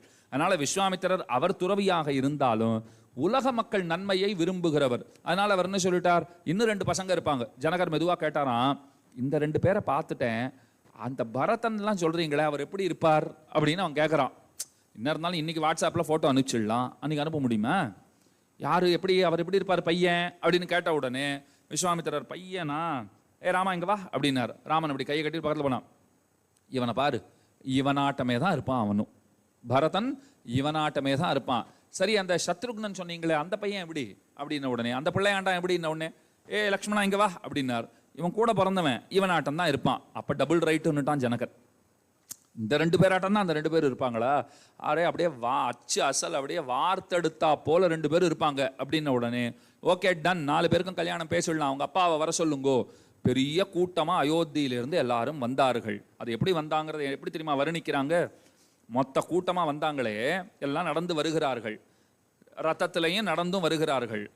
அந்த முன்னாடி தசரதனுக்கு முன்னாடி வந்தவர்கள் அவர்கள் மிதிலையில் அந்த காலடி எடுத்து வைத்த போதுதான் அயோத்தியினுடைய எல்லையை கடந்து அந்த கடைசியில் வரவங்க வராங்களாம். அப்போ எவ்வளோ பெரிய கூட்டமாக வந்திருப்பாங்கன்னு பாருங்க. முதல் காலடி மிதிலையிலே இவர்கள் குழு வைத்த போது பின்னாடி வருகிறவர்கள் தங்களுடைய கடைசி காலடி தடத்தை அயோத்தியிலிருந்து அப்போதுதான் எடுத்து வெளியிலே வைக்கிறார்கள். அயோத்தியை கடந்தார்கள். அவ்வளோ பெரிய கூட்டமாக அத்தனை பேரும் வந்திருக்கிறார்கள். நல்ல விதமாக திருமணம். இங்கே வந்து தசரதன் பார்த்தார், சீத்தையை பார்த்தார், ராமா கல்யாணம் பண்ணிக்கோன்னார். அப்பா எனக்கும் ஆசை தான், இருந்தாலும் நீங்கள் ஒரு வார்த்தை சொன்னால் பண்ணிக்கலான்னு நான் காத்துட்டு இருந்தேன், நன்னா பண்ணிக்கோ அப்படின்னுட்டார். இயம் சீதா மமசுதா சகதர்மச்சரி தவ. ஜனகர் சொல்கிற வார்த்தை பாருங்க, இவள் தான் சீத்தை. ராமா இங்கே பாரு, நீ எங்கேயோ எல்லாரும் சீத்தையாவே உன் கண்ணுக்கு தெரியறதுனால நீ எல்லா இடத்துலையும் பார்த்துக்கிட்டு இருக்க, எல்லா இடத்துலையும் சீத்தை கண்ணுக்கு தெரிகிறாள், ஆனால் சீத்தை இருப்பது இங்கே தான். இயம் சீதா இங்கே பார் அப்படின்னு சொல்லுகிறாள். மமசுதானர் என் பெண் பிள்ளைனர். இந்த கதை முன்னாடி கூட உங்களுக்கு சொல்லியிருக்கேன், இப்போ திரும்பவும் சொல்கிறேன். என் பெண் அப்படின்னார். இது ஒரு பெரிய அதிசயமா? ஒரு நல்ல பெண்ணை அவங்க அப்பா என் பெண்ணுன்னு சொல்ல மாட்டாரா? இது என் பெண்ணு சார் அப்படின்னு சந்தோஷமாக சொல்லி வர மாட்டாரா? அவன் அப்பன் அவனை என் பையன்னு சொல்லத்தான் போகிறான், அப்பன் அவளை என் பொண்ணுன்னு சொல்லத்தான் போகிறான். இதில் என்ன பெரிய பெருமைன்னா, ஜனகர் எப்படிப்பட்டவர் தெரியுமா? எதையுமே தன்னுடையது என்று சொல்லி அறியாதவர். இது முக்கியமாக நீங்கள் தெரிஞ்சுக்கணும். இப்போ நமக்கெல்லாம் அகங்காரம் இருக்குது, அபிமானம் இருக்குது, என்னோடது என்னோடது. என்ன சார் கொண்டு வந்தீங்க? வருஷம் எதனா கொண்டு வந்தீங்களா? பூமிக்கு போவச்சே எதனா கொண்டு போகிறீங்களா? எதுவும் கொண்டு போகிறதில்ல. அப்படின்னா உங்கள் மோதிரத்தை எனக்கு கொடுத்துட்டு போயிடுங்களேன்னு நான் கொடுப்பேனா? சார் வரச்சே எதுவும் கொண்டு வரல, போச்சே எதுவும் கொண்டு போகல, மோதிரத்தை கொடுங்களேன்னா நீ மட்டும் கொண்டு போகிறியா தம்பின்னு கேட்பேன் நான். என்ன கேட்பேன்? என்கிட்ட கேட்குறிய, நீ மட்டும் கொண்டு போகிறியான்னு. இல்லை சார், அப்போ என்கிட்டயே இருக்கட்டும் விடு. சொல்லுவேனா மாட்டேன்னா? அதுதான் வழி, எனக்கு இருக்கிற வழி அதுதான். இதை காப்பாற்றிக்கணும்னா, மோதிரத்தை காப்பாற்றிக்கணும்னா எனக்கு அதுதான் வழி. அதனால் நாம் எல்லாம் சொல்லிடுவோம், எதுவும் நிலை கிடையாது, எல்லாம் பேசலாம். நம்ம அனுஷ்டானத்தில் பிராக்டிஸில் கொண்டு வருதுங்கிறது கஷ்டமா இல்லையா? கஷ்டம். அதை பிராக்டிஸில் கொண்டு வந்தவர்களுக்குள்ளே சிறந்தவர் ஜனகர். அவர் எதையும் தன்னோடதுன்னு நினைக்கவே மாட்டார். அதுக்கு ஒரு கதை சொல்கிறேன் பாருங்க. அவர் குரு கிட்ட அவர் படிச்சுக்கிட்டு இருந்தார். சரியா 4 நிமிஷம் முடிச்சுடலாம். அவர் குரு கிட்ட அவர் படிச்சுக்கிட்டு இருந்தார். யாக்ஞவல்கியர்னு பேர் குருவுக்கு. ஓகேவா? அந்த யாக்ஞவல்கியர் என்ன பண்ணுவார், பசங்கள்லாம் வந்தாச்சா படிக்கிறதுக்கு? எல்லாரும் வந்துட்டோம், இன்னும் ஜனகர் வரலை அப்படின்னா அந்த பிள்ளையாண்டான் வரட்டும் அப்புறம் சொல்லித்தரேன்னு சொல்லுவார். இந்த மீதி பசங்களுக்குலாம் உருன்னு கோவம் வரும். குரு கிட்ட கோச்சிக்க முடியாது, கோவம் வரும், காட்ட முடியாது. பாத்தியா நம்ம குரு, நம்ம இவ்வளோ பேர் வந்து உட்காந்தாலும் அந்த பணக்கார பையன் வந்தால் தான் கதை சொல்லுவேங்கிறார், பாடம் சொல்லுவேங்கிறார், எல்லாம் காசுக்கு மயங்கி கிடக்கார் குரு அப்படின்னு பேச ஆரம்பித்தார்கள். குரு பார்த்தார், என்ன பசங்களா இப்படி நினச்சிட்டிங்களே, என்ன போய் உங்களுக்கு நான் ஒரு நாள் உணர்த்துகிறேன் அப்படின்னு மனசில் நினச்சிக்கிட்டார். ஒரு நாள் என்ன பண்ணார், உட்காந்து கையை இப்படி அப்படியே அசைச்சார் பாருங்க. இந்த பசங்க மொத்த பேரும் எங்கேயோ நதியில் குளிக்க போயிருக்காங்க, ஜனகரும் அங்கே இருக்கார். கையை இப்படி இப்படி அசைச்சா கண் எதிரில் மொத்த மிதிலா நகரமும் எரிகிறா போல தெரிஞ்சுது. மொத்த ஊரும் அப்படியே பத்திக்கிட்டு எரியுது. உடனே இந்த பசங்கள்லாம் என்ன தெரியுமா பண்ணாங்க, அவங்க ஜோல்னா பைய கரையில் மரத்து கிளையில மாட்டி வச்சிருக்காங்க. அருமையான கதை, என்ன கேளுங்க. அவங்க ஜோல்னா பைகளை மரக்கிளைகளிலே கரையிலே மாட்டி வைத்திருக்கிறார்கள். அதை காப்பாற்றிக்க ஓடுறாங்களாம். தீ பிடிச்சிருக்குதுரா, நெருப்பு இங்கே வரத்துக்குள்ள நம்ம பையை காப்பாற்றிக்கணும் அப்படின்னு ஓடுறாங்க. நான் கேட்டேன், பையில் என்ன வச்சுருக்கீங்கன்னு கேட்டேன். ஒன்றும் இல்லை, இந்த மாதிரி 2 செட்டு பூணூல் இருக்குது, கொஞ்சம் தர்ப புல் இருக்குது. தர்ப புல் பார்த்துருக்கீங்களா, இந்த கையில் பவித்திரம் எல்லாம் போட்டுப்பாங்களே, அந்த தர்ப புல் இருக்குது. அதுக்கப்புறம் வேறு என்ன இருக்குது, 2 டவல் இருக்குது, அவ்வளவுதான் இருக்குது. அதுக்கு மேலே கௌபீனம் இருக்கிறது, உள்ளுக்குள்ளே கட்டிக்கிற உள்ளாடை. கௌபீனம் இருக்குது, டவல் 2 இருக்குது, தர்ப புல் இருக்குது, 2 பூணூல் இருக்குது. அதை காப்பாற்றிக்கிறதுக்கு ஓடணுமா? இப்போ அதனால் பெரிய சொத்து சுகமாது. அதை காப்பாற்ற இவங்க ஓடுறாங்க. அப்படின்னா ஜனக்கரை எவ்வளோ ஓட்டம் பிடிக்கணும், ஒரு ஊரே பற்றிக்கிட்டு எரியுது இல்லையா? ஆனால் ஜனக்கரை நிதானமாக அங்கேயே நின்றுக்கிட்டு அப்படியே வேடிக்கை பார்க்குறாரு. எல்லாம் அவங்க உடைமைகளை அந்த ஜோல்னா பையை எடுத்துக்கிட்டு வந்தவங்க ஜனக்கரை பார்த்து கேட்குறாங்க, ஒன்றும் இல்லாத இந்த ஜோல்னா பையை காப்பாற்றிக்கவே நாங்கள் ஓடினோமே ஐயா, உன் தேசமே பற்றிக்கிட்டு எரியுது, நீ பதட்டம் அடையாத இருக்கியே எப்படி? அப்போ அவர் சொன்னார், எரிகின்ற மிதிலையிலே என்னுடையது என்று எதையும் நான் பார்க்கவில்லைன்னார். என்னுடையது நாங்கள் என்ன இருக்கு, நான் என்ன கொண்டு வந்தேன், என்ன கொண்டு போகிறேன், நான் இங்கே இருக்கேன், இந்த ஆத்மா இங்கே இருக்கு, அதான் நான் ஆத்மா, நான் இங்கே இருக்கேன், அங்கே இருக்கிறது எதுவும் என்னோடது கிடையாதுன்னார். அப்போ எவ்வளோ பக்குவப்பட்ட மனுஷராக அவர் இருக்கணும் இல்லையா? ரொம்ப பக்குவப்பட்ட மனுஷராக இருக்கணுமே. அப்போ எதையும் தன்னுடையது அன்று என்று சொல்லுகிற ஜனகரும் கூட சீத்தை என்ன சொல்றார், என்ன சொன்னார் சீதையை பார்த்துட்டு? எம் பொண்ணுங்கிறார். அப்போ சீதைக்கு எவ்வளோ பெருமை இருக்கணும், புரியுதா உங்களுக்கு? எதையும் தன்னோடதுன்னு சொல்லி அறியாதவன், சொல்ல தெரியாதவன், அகங்கார மமக்காரங்களை எல்லாம் அறவே துறந்தவன், நான் எனது என்கிற எண்ணம் இல்லாதவன், அவன் சீதையை பார்த்து என்ன சொல்றான், எம் பொண்ணுங்கிறான். எல்லாம் ஆச்சரியப்பட்டான். பாத்தியா, அபிமானம் இல்லாதவன் கூட அபிமானிக்கும்படியான வைபவம் தாயாருக்கு உண்டு. இதுதான் தாயாரோட பெருமை. இப்போ நாங்கள்லாம் சொல்லுவோம் எங்க பெருமாள்னுவோம். இப்போ ஸ்ரீரங்கத்துக்காரங்கள்லாம் வந்தாங்கன்னா ரங்கநாதரை விட்டு தர மாட்டாங்க, காஞ்சிபுரத்துக்காரங்கள்லாம் வரதராய பெருமாள் விட்டு தர மாட்டாங்க. என்ன பெரிய ரங்கன், எங்க பெருமாள் மாதிரி வருவாரா? அந்த அபிமானம் வருது பாருங்க, நம்ம ஊரு நம்ம சாமி, அந்த அபிமானம் வரும் பார்த்தீங்களா? அதுதான் விஷயம். இப்போ நம்ம ஊருக்கு ஈடு ஏன்னா இன்னொரு ஊர் சொல்ல முடியுமா? ஒரு வசதியும் இல்லைனாலும் நம்ம ஊர் மாதிரி சிறந்த ஊர் உலகத்திலே கிடையாதுன்னு தான் நாம சொல்லுவோம். என்ன ஊர் இது நம்ம பேசவே கூடாது என்னைக்கும். ராமனே சொல்றார், ஜனனி ஜன்மபூமிஷ்ச ஸ்வர்காதபிங்கிறார். ஸ்வர்க்கத்தை காட்டிலும் பெத்த தாய் கண்ணு முன்ன இருக்கான்னு சொன்னா, நம்ம ஊர் கண்ணு முன்ன இருக்குன்னு சொன்னா, ஸ்வர்க்கமே எதிரில் வந்தாலும் ஒன்றும் கிடையாது. பாட்டெல்லாமும் பாடி வச்சிருக்காங்களோ இல்லையோ, சொர்க்கமே சொன்னாலும் நம்ம ஊரை போல வருமானு இருக்கா இல்லையா பாட்டு? அதுதான் விஷயம். இந்த இடத்துல சொல்ல வந்திருக்கிற விஷயம் அதுதான். அதனால நம்முடையதுன்னு ஜனகனாலே அபிமானிக்கப்பட்ட சீதையை ராமன் கரம் பிடித்தான் அப்படின்னு சீதா கல்யாணம் ரொம்ப விசேஷமாக நடைபெற்றது. இன்னைக்கு சொன்னதுல சாராம்சம் என்னன்னு கேட்டா, அவன் பிறக்கும் போது அவளும் பிறக்கிறாள். அவளோட ரோல் என்ன? இறைவன் நம்மை அனுகிரகிக்கும்படி செய்வது, இது தாயாரோட ரோல். பெருமாளோட ரோல் என்ன? நம்மை அனுகிரகிப்பது, கிருபை செய்வது, மேலான வைகுண்டத்தை தருவது. அங்க போய் யாருக்கு நாம தொண்டு செய்ய போறோம்? யாருக்கு? இறைவனுக்கும் இறைவிக்கும். அதுதான் முக்கியமா தெரிஞ்சுக்க வேண்டிய பாயிண்ட். நீங்க நினைவிலே கொள்வீர்கள் அப்படிங்கிற நம்பிக்கையோட இன்றைய தினத்தை நிறைவு செய்கிறேன். இன்னமும்